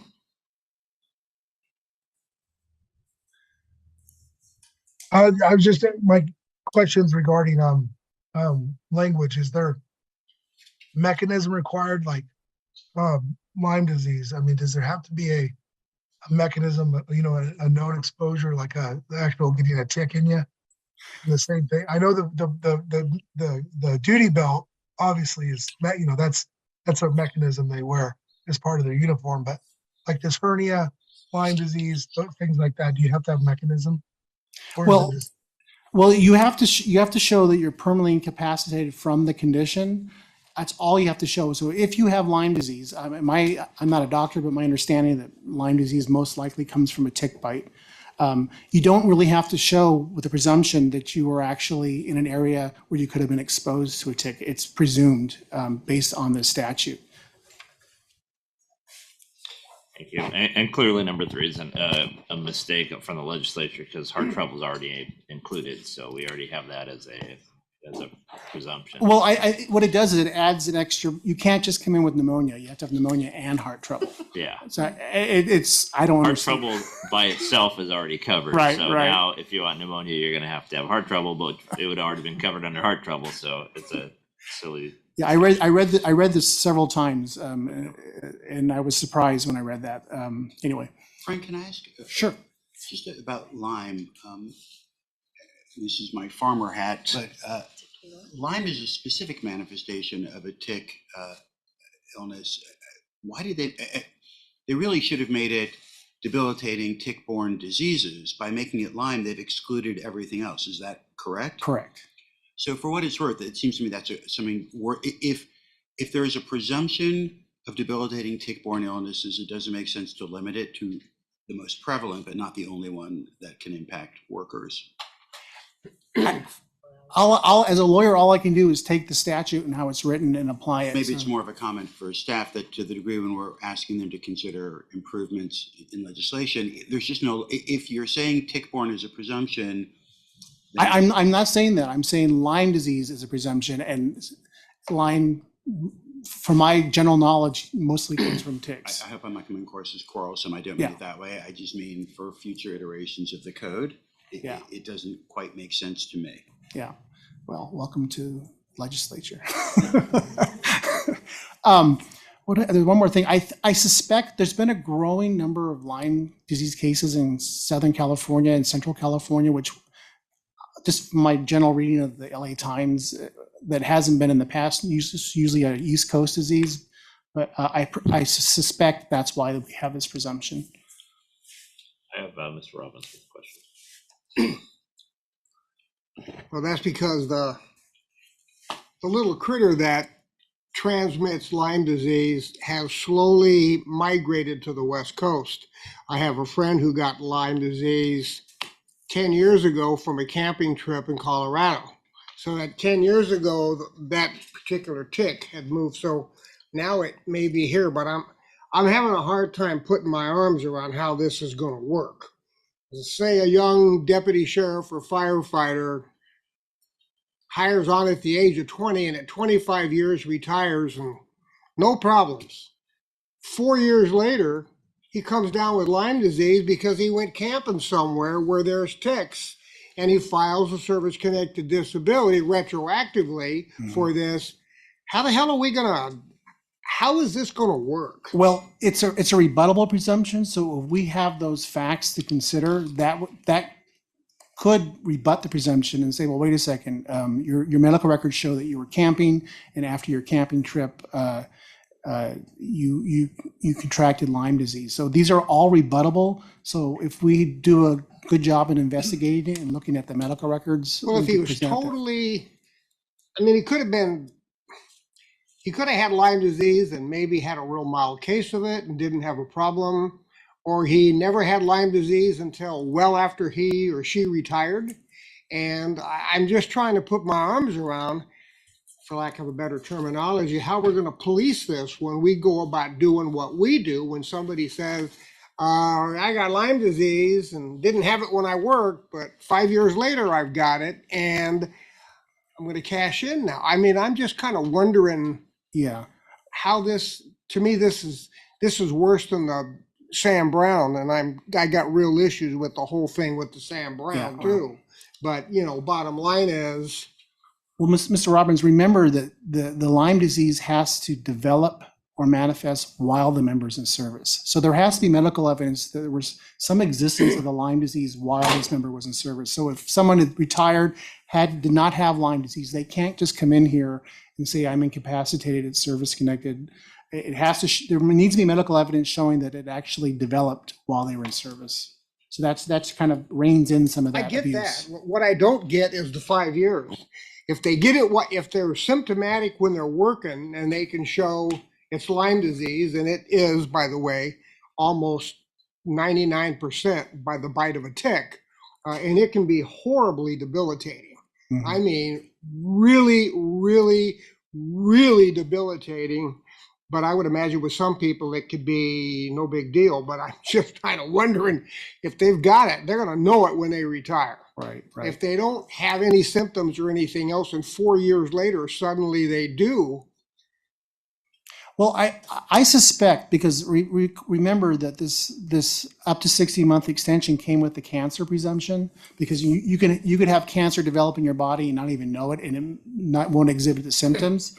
So that's the reason that language came about in the first place. And what happened here is the legislator just plucked that language and put it in all of these. So as an easy fix, there was no, I don't think there was any deliberation on each individual. They just plucked the up to 60 months from the cancer and it gave it on all these presumptions. You listening to all this, Tom? Cha-ching, cha-ching, cha-ching. Our disability attorneys are sitting back there all going, oh, man. Okay, so we're down to the last presumption. And this is, we've had the HART presumption since the 1950s. And it applies to safety members who perform active fire suppression, members who perform active law enforcement. They must have 5 years of service in a pension system. They develop heart trouble, that heart trouble developing or manifesting itself in those cases shall be presumed to arise out of the course of employment. Nothing has changed so far. It's a rebuttable presumption, but it can't be attributed to pre-existing disease, which makes it very difficult to rebut the HART presumption. The next slide is the new language that's been attached to this. Next slide. And that is the extension up to 60 months. So this has always been a bone of contention in the disability area, because the workers' compensation presumption has always had this extension language. You have up to 5 years that you can file a claim. CERL has not. So we've had cases where a member in the comp system, that we could apply the presumption even after they retired, because they had this 60-month extension. The CERL presumption under 317-205 did not have it. Beginning January 1st next month, it will. We've had some members who have retired, and 3 or 4 years after they retire, they've had a heart attack, they're incapacitated. They do not get a service-connected disability retirement under the current presumption because they can't show continuous incapacity from the heart from the time they left. Now these members will be able to be considered applications filed timely.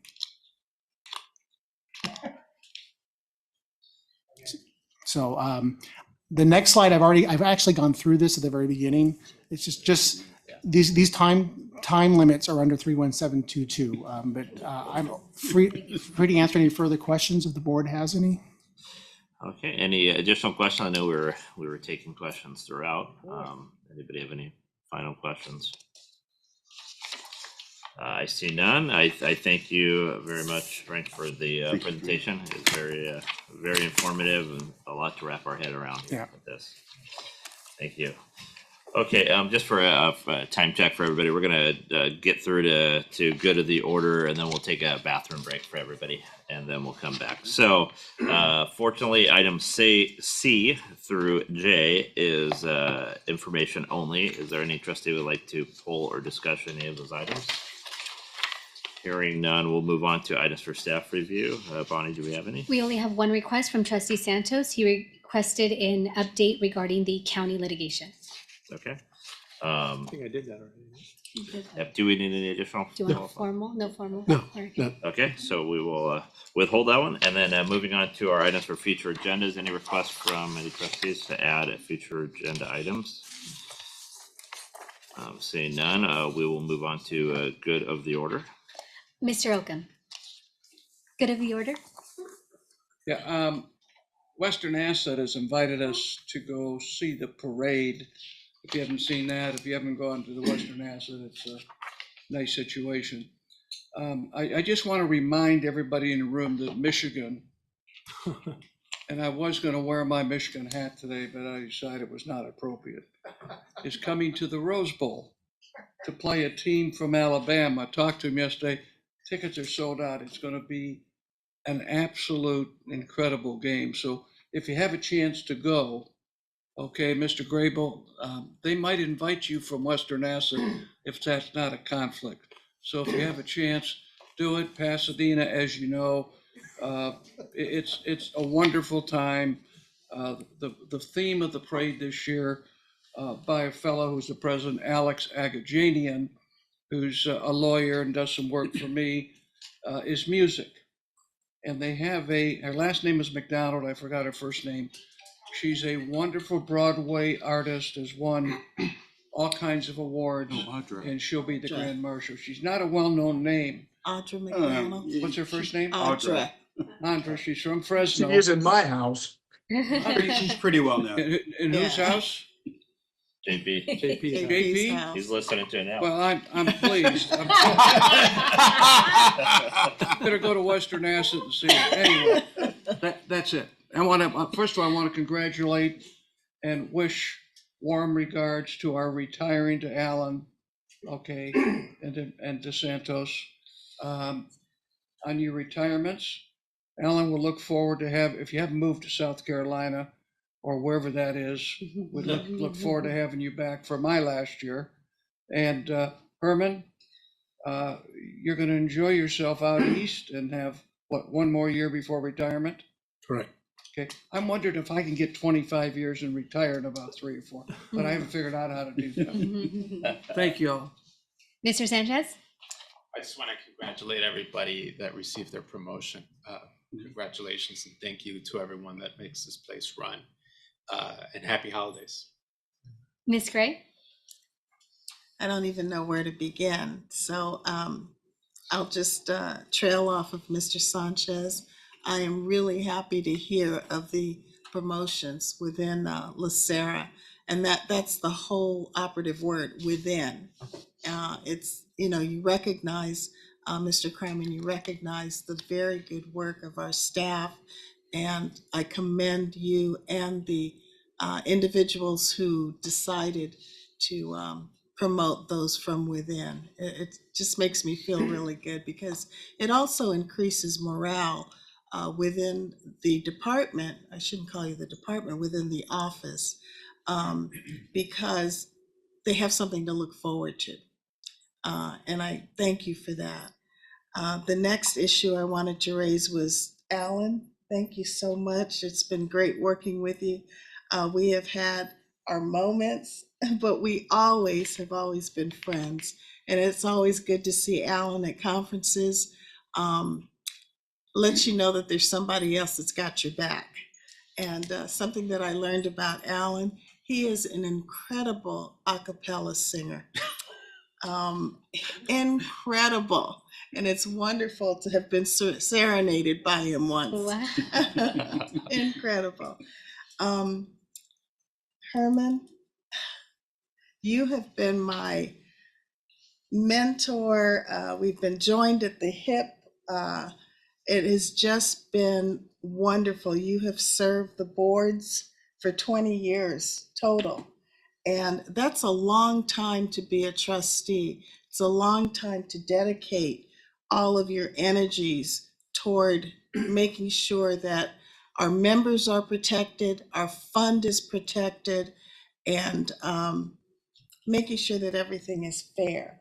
You put so much work into what you do, and it's evident by your discussions at meetings, the issues that you bring up. You put everyone's feet to the fire, including mine, and you have made me see that it's not just going by whatever's on a piece of paper, but reading it and questioning everything, because I believe that is the standard that we all should use, because it, number one, meets our fiduciary duty, and it makes us a well-run board, so that there is a balance between staff and the board and the decisions that we make. And therefore, we have a secure retirement for all. And of course, not to beat a dead horse, but we can provide, provide, protect, and protect, provide, the promised benefits. It's the P's. And I never have taken our mission lightly. It is something that we really look at. And Herman, you are the epitome of the person who really takes that to heart, and you put it to use within your decision making and analysis. So I thank you so much for all that you've done for LACERA and all that you've done for me as a trustee. It's just incredible. So thank you. Thank you very much. The other thing is, I wanted to tell you, Santos, that it is very good to hear about the implementation of our, my God, I lost the term, of our strategic plan. You report on it every month, and every month it's a different report that is progressive. And it's good to hear that you're doing so. So thank you to you and staff who've worked on it. And thank you to staff, particularly Mr. Boyd. You give great lectures and presentations on issues. I wish you still put them in a little binder like we used to have. I guess I'm paper oriented. So I still have the binder of various presentations on the presumptions. I still have my, Mr. Bryce, I believe, did it, but it is a bound little pamphlet that I have on the Brown Act. And I think those are very useful to have if you are paper oriented, like some of us on this board. But thank you so much. And those are my comments. Thank you. Mr. Santos? Yes, thank you, Vivian, for the great comments. I do want to join my colleagues in congratulating the staff that was promoted, and in particular, Roberta, for your service. When I first got elected, the very first time in the Board of Investments, I came in somewhat biased. I don't know what was in my mind at the time, but I was very distrustful of the staff. distrustful of what was going on in LACERA. And quickly, I gained tremendous respect for the work that the staff does. And in particular, when I came to the Board of Retirement,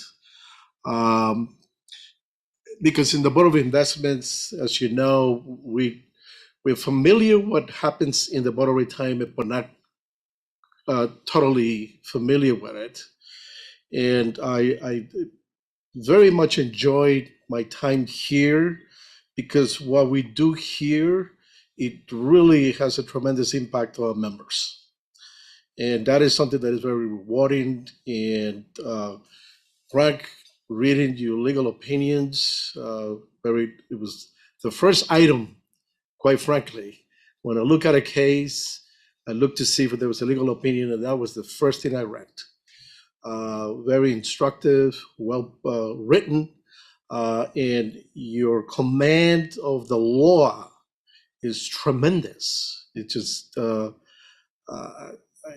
very few lawyers that I know have your command of the law, and how you take your time and patiently explain the rationale behind a particular decision.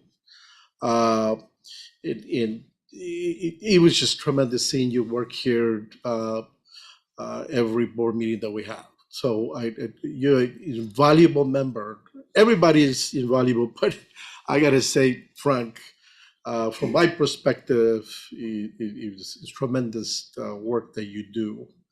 You know, when I first decided to run, or the vacancy became available on the Board of Retirement, I decided to run.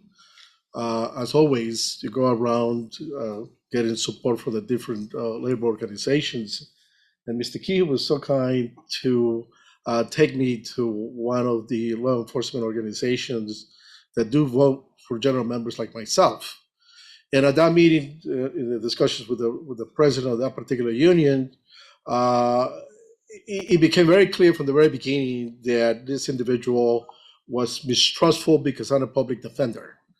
And the assumption was that because we deal with law enforcement day in and day out in the courtroom, and a lot of times, as lawyers, we make comments and accuse members of law enforcement.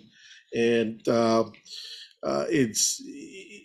I understand the perception of me being biased, but I made a commitment then, and it's a commitment that I always kept, that I was going to look at members of the law enforcement like workers, not as the deputy sheriffs, but as workers. And I understood from my work in the public defender's office that every time a deputy sheriff or any member of the law enforcement has to take one of our clients or a citizen down, the deputy sheriff is also going down. And the deputy sheriff is going to land somewhere in the concrete, on top of the body, somewhere. You multiply that by 15, 20 years, the body is going to tell you unequivocally that all the activities entailed in law enforcement, restraining people, it has a tremendous negative consequence in your body. And I appreciate it, and I hope that I was fair to the law enforcement members who have come before this board while I was here. I quite frankly, with all due respect to colleagues here, was somewhat offended when some of my colleagues looked at managers in the sheriff's department and other law enforcement as suspect. Managers like the line deputy, the old county employees, and to get to be a captain or above, you had to work, you had to pay the dues. You were in the jail at the beginning, and that's where all the deputies started. And then you go on patrol, and then you have to deal with some of our clients, and eventually they got into management. So I just don't see any reasons why they should be treated differently. That is my opinion. I tried to be as fair as I could. That's why I was always trying to follow the law the best I could.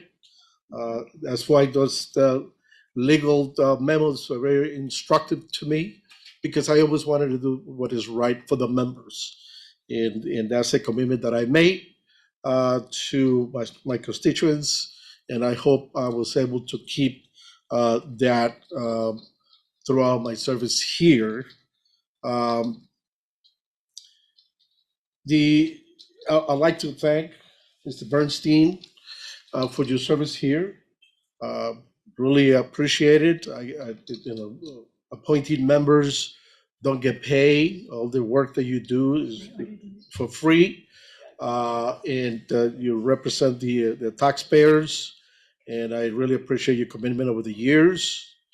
And to all my colleagues, we had disagreements. I remember right before we hired Mr. Kryman, which I did not like him because I was biased because he was coming from the county, and I said that at the time. But it was a good decision, I must say. But anyway, going back to my colleagues, we went through a period. There was very difficult. There were different conflicting ideas. But one key aspect that I gotta say here today is that we were both looking for what's the best interest of LACERA.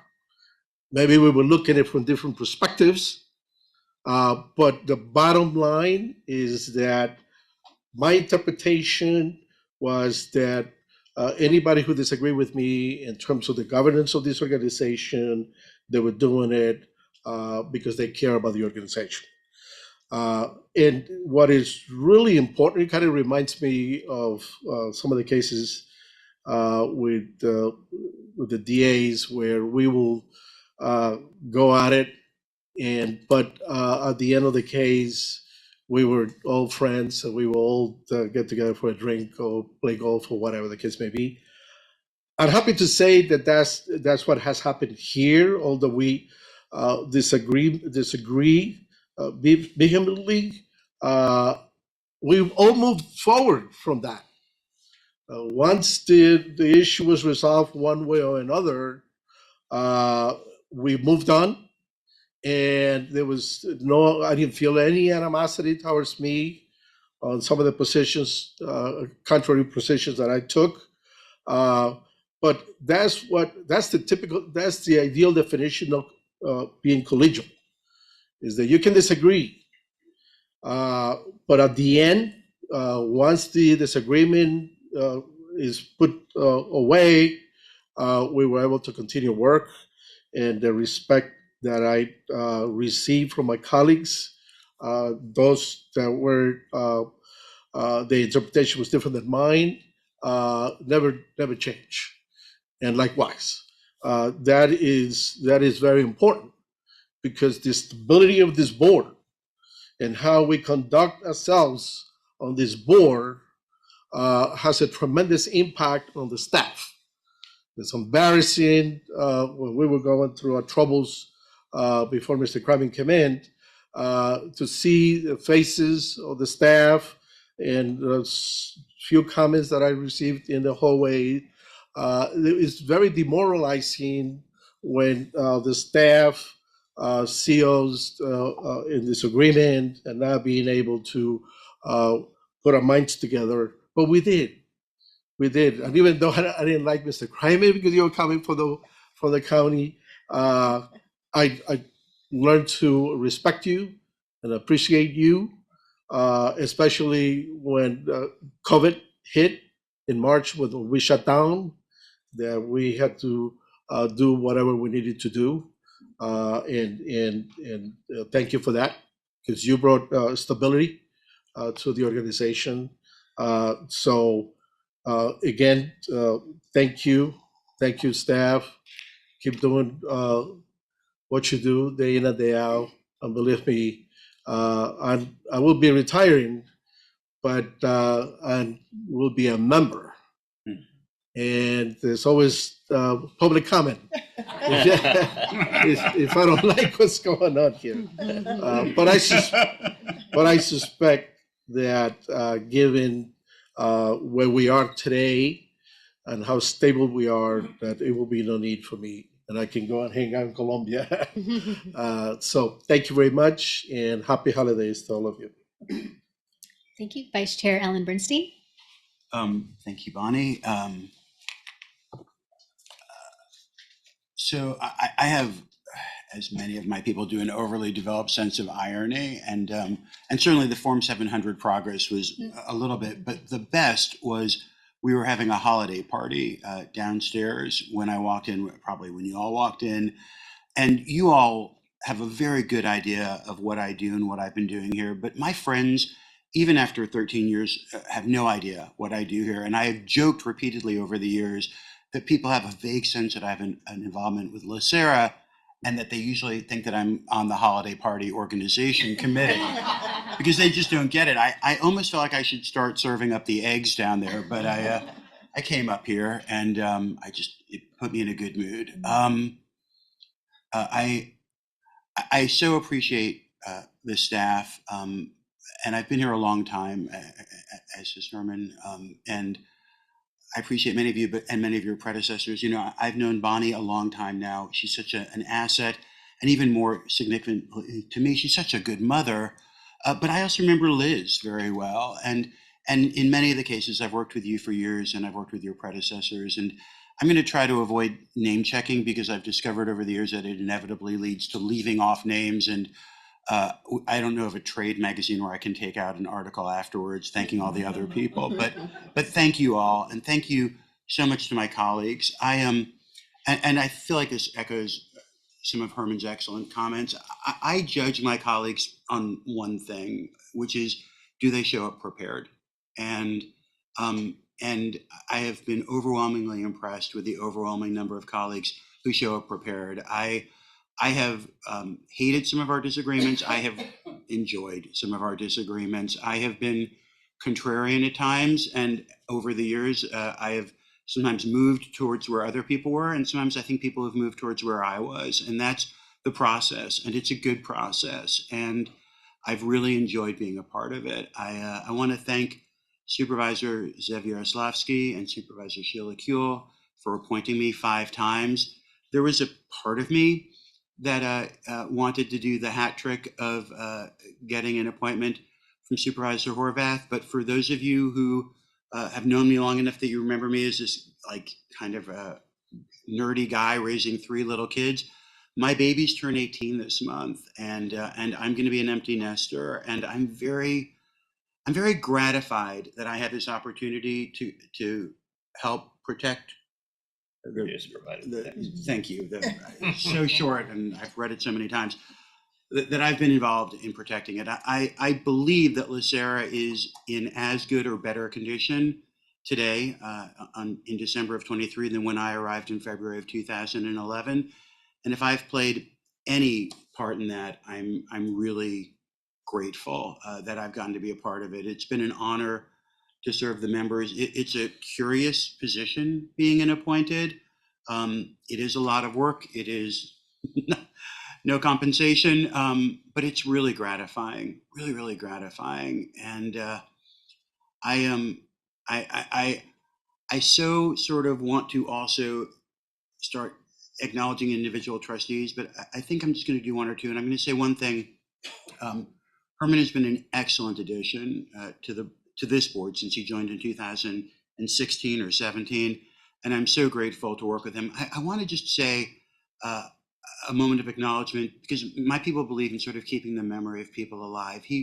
Herman came after Eve Cherry passed away very suddenly and very tragically, and Eve was a passionate member of this board and a passionate protector of our members, and that was a terrible loss. And of course, it's good that we got an excellent replacement, but I was thinking about Eve on the way over, and just wanted to acknowledge his memory and all the other trustees who have transitioned on in the time that I've been here.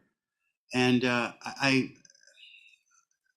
very fond of everyone, but Sean and I joined about a month apart on the board, and I think we're unlikely people to become friends. And I think, we've become friends over the years, and I really value that. And I do value everyone, but I just wanted to say this has been an enriching journey for me, and I'm bittersweet to leave, and also really excited to be an empty nester and to not have whatever we declare on the thing, 120 to 140 hours a week of board of retirement, or a month of board of retirement, not a week, time.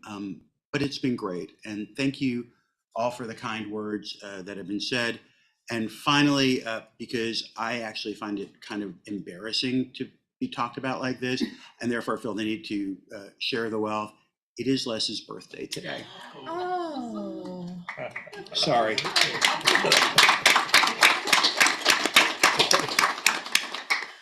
Perfect transition. Okay. Okay. Mr. Robbins? Yeah, burned. I'm going to keep my comment short. Antonio, it's too bad you came on the board during COVID, because a lot of us didn't get an opportunity to really get to know you, except your picture on a computer screen as we were Zooming all of the meetings. Vivian, I agree totally with your comments about the internal promotions and the movement. I could go on for a long time about that, but I won't. Herman, you've been here a long time. You are clearly a veterano. So, a couple of us around this place, and of course, you're still going to be on the Board of Investments for another year. But your level of involvement and your enthusiasm and your ability to understand your role as a trustee has been sterling, to say the least. Alan, I don't know what to say about you. I'm going to miss you. You and I have spent a lot of time talking and just exploring LACERA and all of the things that have gone on here and our business and the questions and answers and everything else. And you've been a tremendous asset to the board and to the organization. It's not always that we get trustees like you two that have been here so long and have made such a huge contribution to the organization. They're difficult to find and even more difficult to replace. So some challenges ahead there. Ron, when are you going to give it up? When are you going to tell us who the Grand Marshal of the Rose Parade is going to be, huh? Because I understand that's a big secret that hasn't been let out yet, right? No, it's out. Oh, is it out? It came out last Friday. Oh, because I hadn't heard. So Well, sorry. I think some people in here knew. Is that correct? Did you know, Vivian? No. Okay. Well, it was, I'm not sure if it was in the Pasadena Star News. We get a lot of information. I don't take the Times anymore because their Right. sports section has gotten so bad. So we know that it's very late, but the floats are coming along. We've got about 40 floats. It's going to be fun. Les, if you want to come to the parade with me, I will bring you and you'll sit. We'll get good parking, which is the most important thing in the world. Yeah, I'm well aware of that. I'm well aware of that. So I've been once, believe it or not. So, and to one Rose Bowl game, and I swore I'd never go to another one because the seats I had weren't very damn good. So, and I had to get up at old dark 30 to get there. So, and I had to work it a couple times on the sheriff's department. That was just horrible duty, by the way. We I mean, thought the guys. horrible We thought duty. the guys had a good. Let me tell you, I can't tell you, Vivian. You were in the sheriff's department. I think our chairman, isn't he in the sheriff's department? I think a little bit, Sean. And we really appreciate the sheriff's department, even though it's a tough job because you're up a long time. But without you guys and the CHP, not as much as you, Right. we couldn't put that parade on. So thank you, Sean. Thank you, deputies that work. It's a real important thing for Pasadena to have that occur. So just keep it up. All right, so with that, I don't have anything else to say. It's my 75th birthday today, so I survived a long time. I'm still alive and kicking. So Would you tell us how you're feeling, please? and where you are with your recovery? I'm fine. Okay, that was a big one. Thank you. Trustee Knox? Thank you. With all these heartfelt comments this morning, I can bring us down by reminding you all it's property tax deadline on Monday. You get an extra day because it falls on a Sunday this year. I gave each of the trustees a set of utensils made out of sustainable bamboo with a QR code that directs you to our online payment website. I also put a bunch of them in the back of the room. I certainly invite staff and any guests here today to take one. I have a few extras with me just in case we run out. Don't call me Tuesday asking about any extensions or waivers or things like that. In regards to the trustees that are leaving the board, Mr. Santos, I've always admired. I found him to be especially helpful when I started on, and I could pulse you related to your opinion on things, which is always very helpful for my acclimation to the board. Help me understand, your perspective on this. You seem pretty well said, and I thought of it a little differently. That was always very helpful to me, and it went beyond just, no, I appreciate that you tend to have a labor-focused perspective, but then you and I were very similarly focused on other initiatives in other ways. So I always appreciated your due diligence, as was mentioned, certainly your intellect, related to the material. So thank you for your service, and certainly miss your camaraderie and partnership here. Thank you. Mr. Bernstein, I would echo some of those same things, just again, in terms of acclimation, understanding your history, your knowledge, your expertise. But then you and I also, shared a similar role as board chairs, me of BOI, you of BOR, during probably the toughest COVID year of 2021, and just managing that virtual landscape, coordinating things. You had served as chair before, so that was really helpful to me too, just so I didn't do too many stupid things. So again, appreciate your expertise and your partnership as well. So with that, thank you. Thank you, Mr. Knox. Mr. Harris? Well, there's no way to top any of that. I agree with everyone's comments, particularly about staff, the promotions. They're wonderful. Our staff does such a great job. I had the honor when I first retired in 2010. I had been on the board, and then I was off the board because of my retirement. But I got hired back on a 120-day contract and got to work in disability retirement with Ricky and Tamara, and got to know them both well, and saw how good a job they both do day in and day out, what a challenge that is. I know many of you know I worked in return to work myself in the sheriff's department, and we used to kind of joke about working in those type of jobs. You don't count the years as regular years, they're kind of like dog years, because they're really tough. You've got to make some really hard decisions. And sometimes it just tears your heart out of your chest. But to see how much everyone there works so diligently. And so I'm happy about all the promotions, but particularly Ricky and Tamara's. And Mr. Kryman, I appreciate everything, you do to recognize staff, because they are what makes this whole place work. We know that. And so thank you for that. Alan and Herman, I will miss you both dearly. You both have brought so much to this board. It's interesting, both of your comments sort of made me think, one of the reasons we are such a good group and such a good organization is because we are able to bring disparate points of view, different backgrounds and experiences, and have enlightened discussions, disagree when we need to, but through the discussion, I think more times than not, we learn how we really don't have much, we have a lot in common, more than common than we have not in common.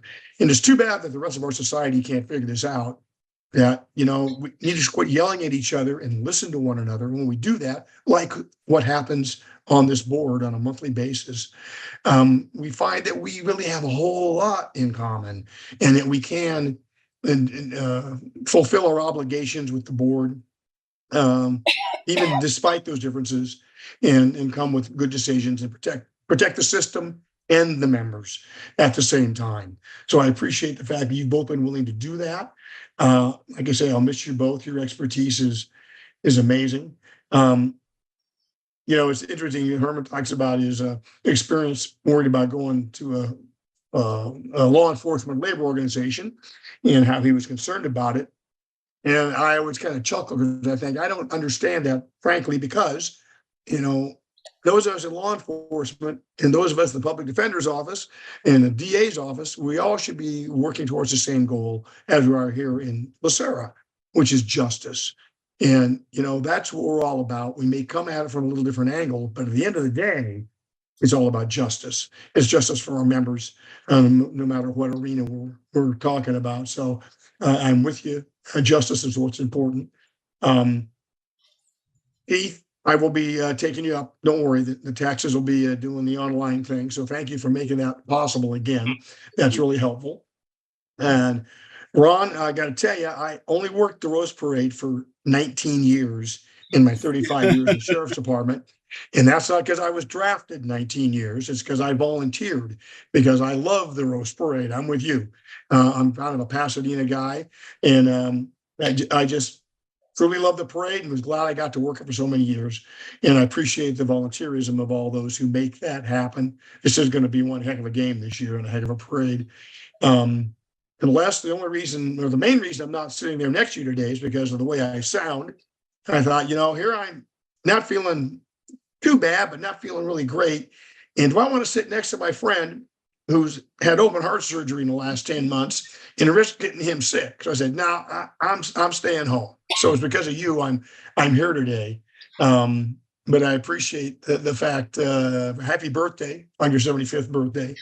And the fact that you're going to continue on with the board, because it's the experience of people like you and Alan and Herman and everybody in the board that makes this whole thing work, is because we do have a deep history and commitment to the organization, and that will never go away. But I just want to take a moment to thank Herman and Alan both for their service. It has been incredible. I wish you nothing but the best going forward. And I'll leave it at that while I still have a little bit of voice left. Oh, and Bob says hi. Thank you, Mr. Harris. And Mr. Green?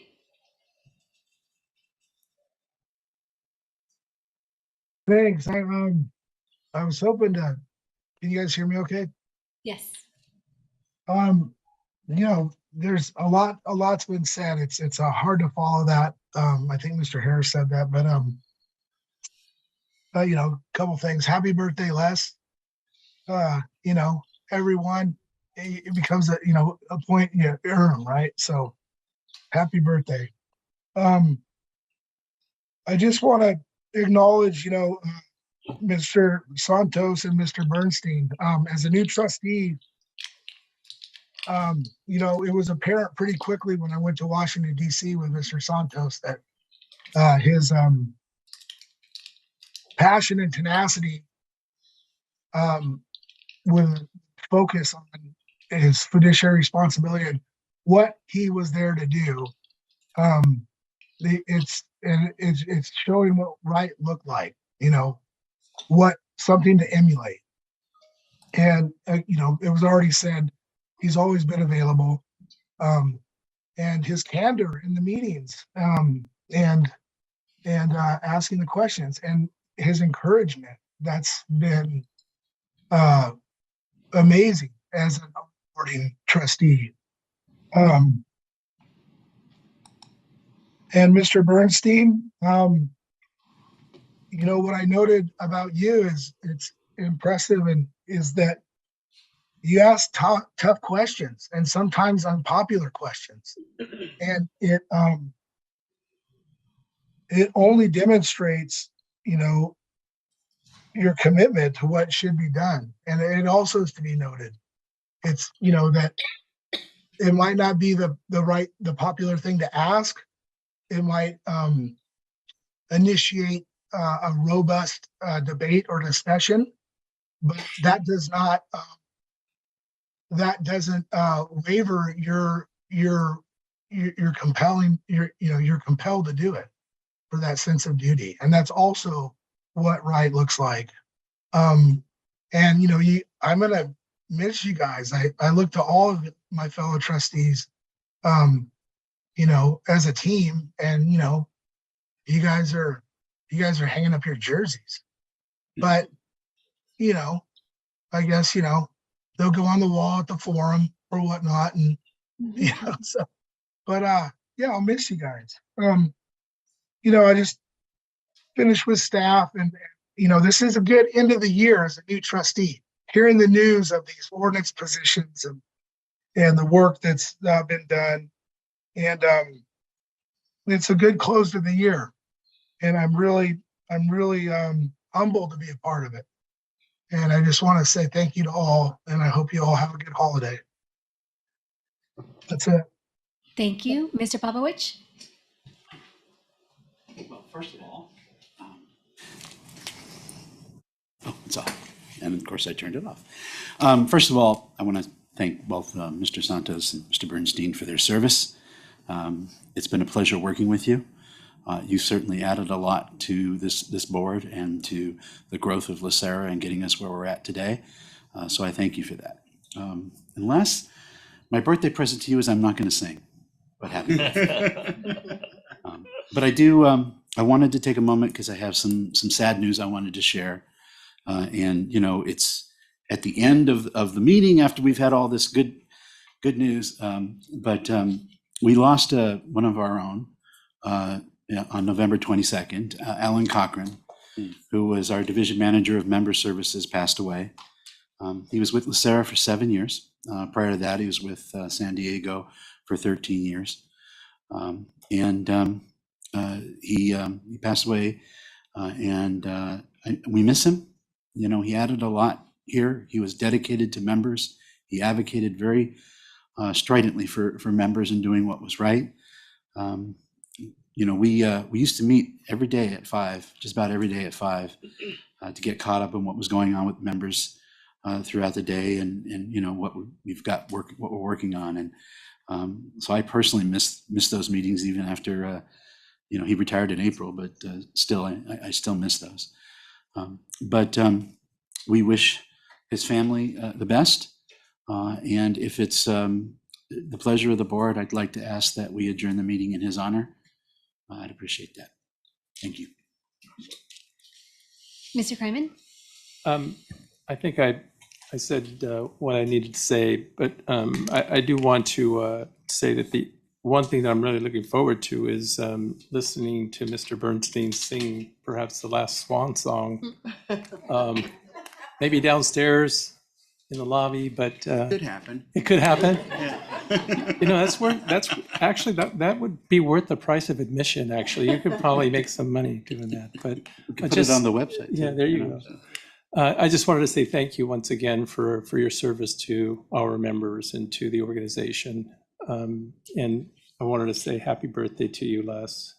75 years is, I can only hope, quite frankly. So happy birthday to you. So thank you. Mr. Rice? I'll simply add my thanks and appreciation to Trustee Bernstein and Trustee Santos. There's a lot behind that, but I'll leave it at that. Chair Kia? Perfect, thank you.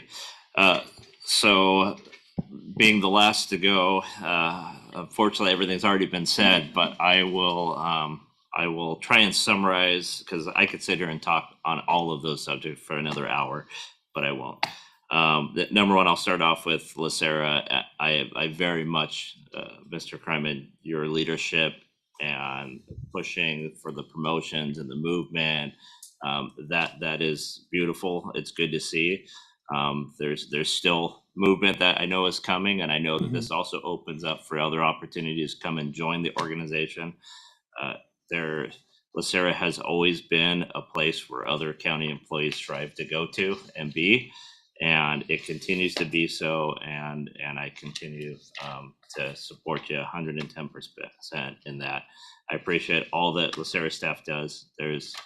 It's so hard for me when I'm talking to somebody about LACERA or my roles on LACERA to even capture the amount of expertise and dedication that our staff has, and to relay that, because there's just so much that goes to running this organization. I appreciate everybody's work on this, and I'm looking forward to continuing growth within the organization. Also, happy to hear about the mentorship program, and I like that, and we should definitely keep that going. I will say that it's going to be a massive loss to LACERA between Mr. Santos and Mr. Bernstein leaving. I don't even think that we could comprehend how much experience, leadership, dedication from this board that's going to be walking out the doors at the same time.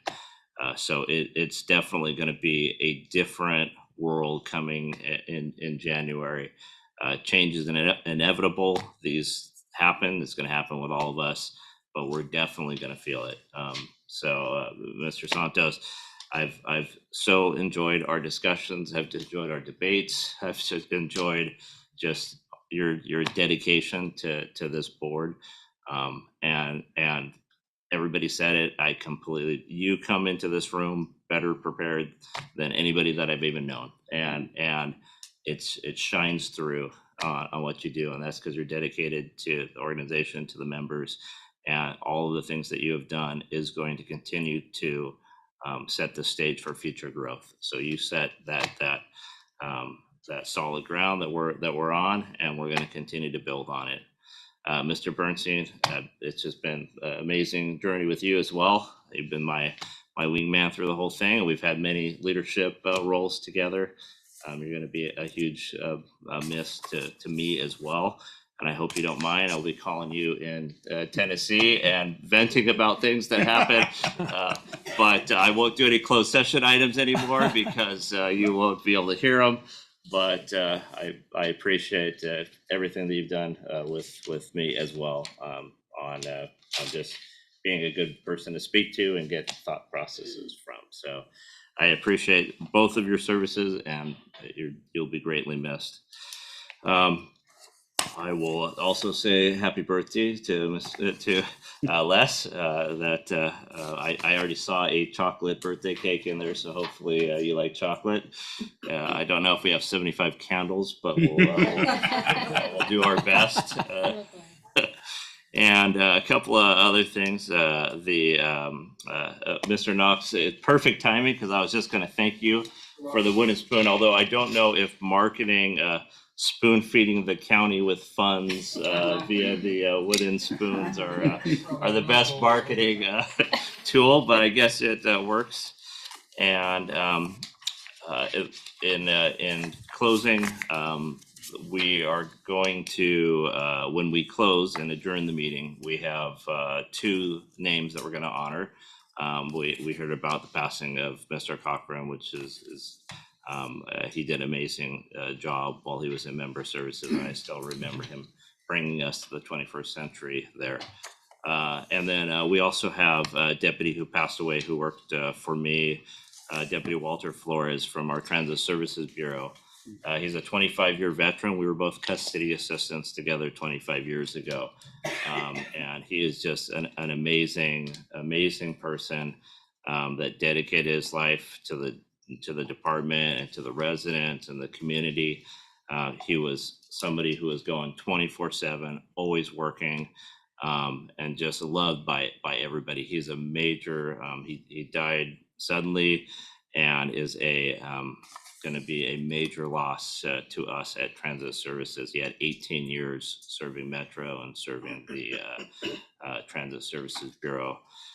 So we are doing his services on Friday, and I'd also like to adjourn when we adjourn in the memory of Walter Flores. So both Alan Cochran and Walter Flores will be honored in our adjourning. Yes. Quickly, if I could add to that list, Nicholas Cymbalin, who is the former chief executive office employee who was senselessly gunned down in San Dimas recently. He was the one that was the victim of the follow home murder. But he was in their IT section, and the Board of Supervisors adjourned in his memory yesterday. So I would like to do the same. Thank you for letting me know.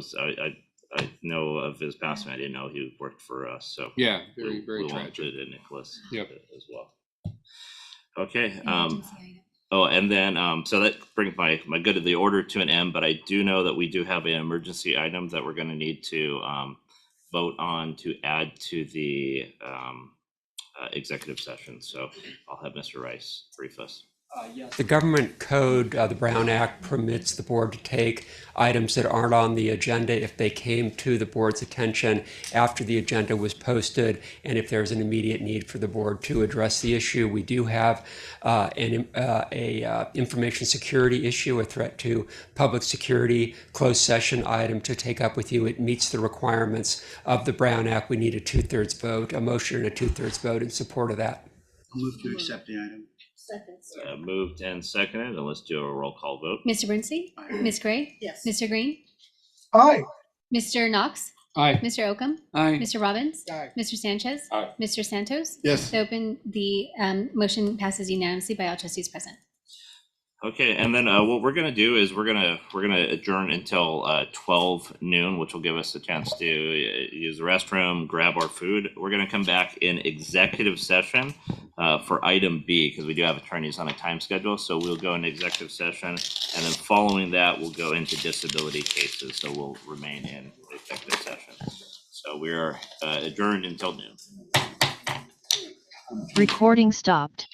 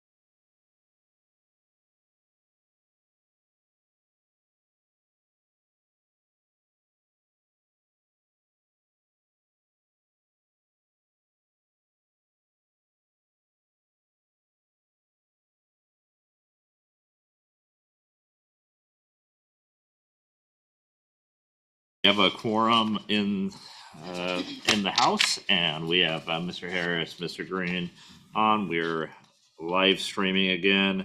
So we're returning to non-consent item C, which was tabled.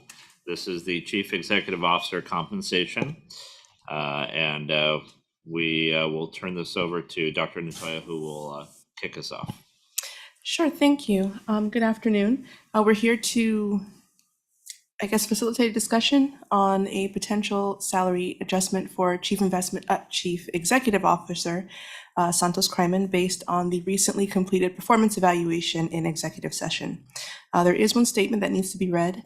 Prior to taking final action, the legislative body shall orally report a summary of recommendation for a final action on salaries, salary schedules, or compensation paid in the form of fringe benefits of a local agency executive as defined in subdivision D of section 3511.1 during the open meeting in which the final action is to be taken.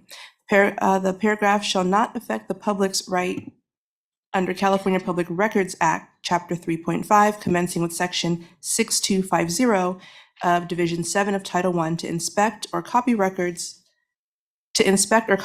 created or received in the process of developing this recommendation. So after your vote, I will just restate the final percentage increase, should there be one, and the dollar amount. Great, thank you. We'll open it up now for discussion. I have Mr. Santos in the queue. Yes, thank you very much. Last board meeting, we received a memo dated October 25th, where it was announced the different increases that were provided for the employees. And I do understand that the collective bargaining agreement that SEIU has with some of the staff in LACERA calls for a 3% COLA increase. And in addition to that, the memo, again dated October 25th, states that some people did receive a 5% increase, merit increase, in addition to the 3%. So in order to keep salaries consistent with each other, I move that we provide Mr. Kryman with a 3% COLA increase and a 5% merit increase. And they're all effective January 1st, November 1st, 12th? October 1st? October October 1st, 1st, sorry. and then January 1st for the COLA. Okay, so the merit increase is effective October 1st, 2023, yes. 2023, and the 3% COLA increase effective 1/1/2024. Yes. Okay, that's my motion. I'll go ahead and second that motion. We'll now keep it open for discussion. Any discussion on the motion that's on the table or any questions? I see none. So the motion has been moved and seconded. Let's please do a roll call vote. Before the vote is Yes. taken, just as a point of order, and I think the trustees are aware of this, but the CEO's salaries adjustments are a matter of joint board decision. So the Board of Investments will be making its performance evaluation and acting on salary next week, and the two need to be in alignment.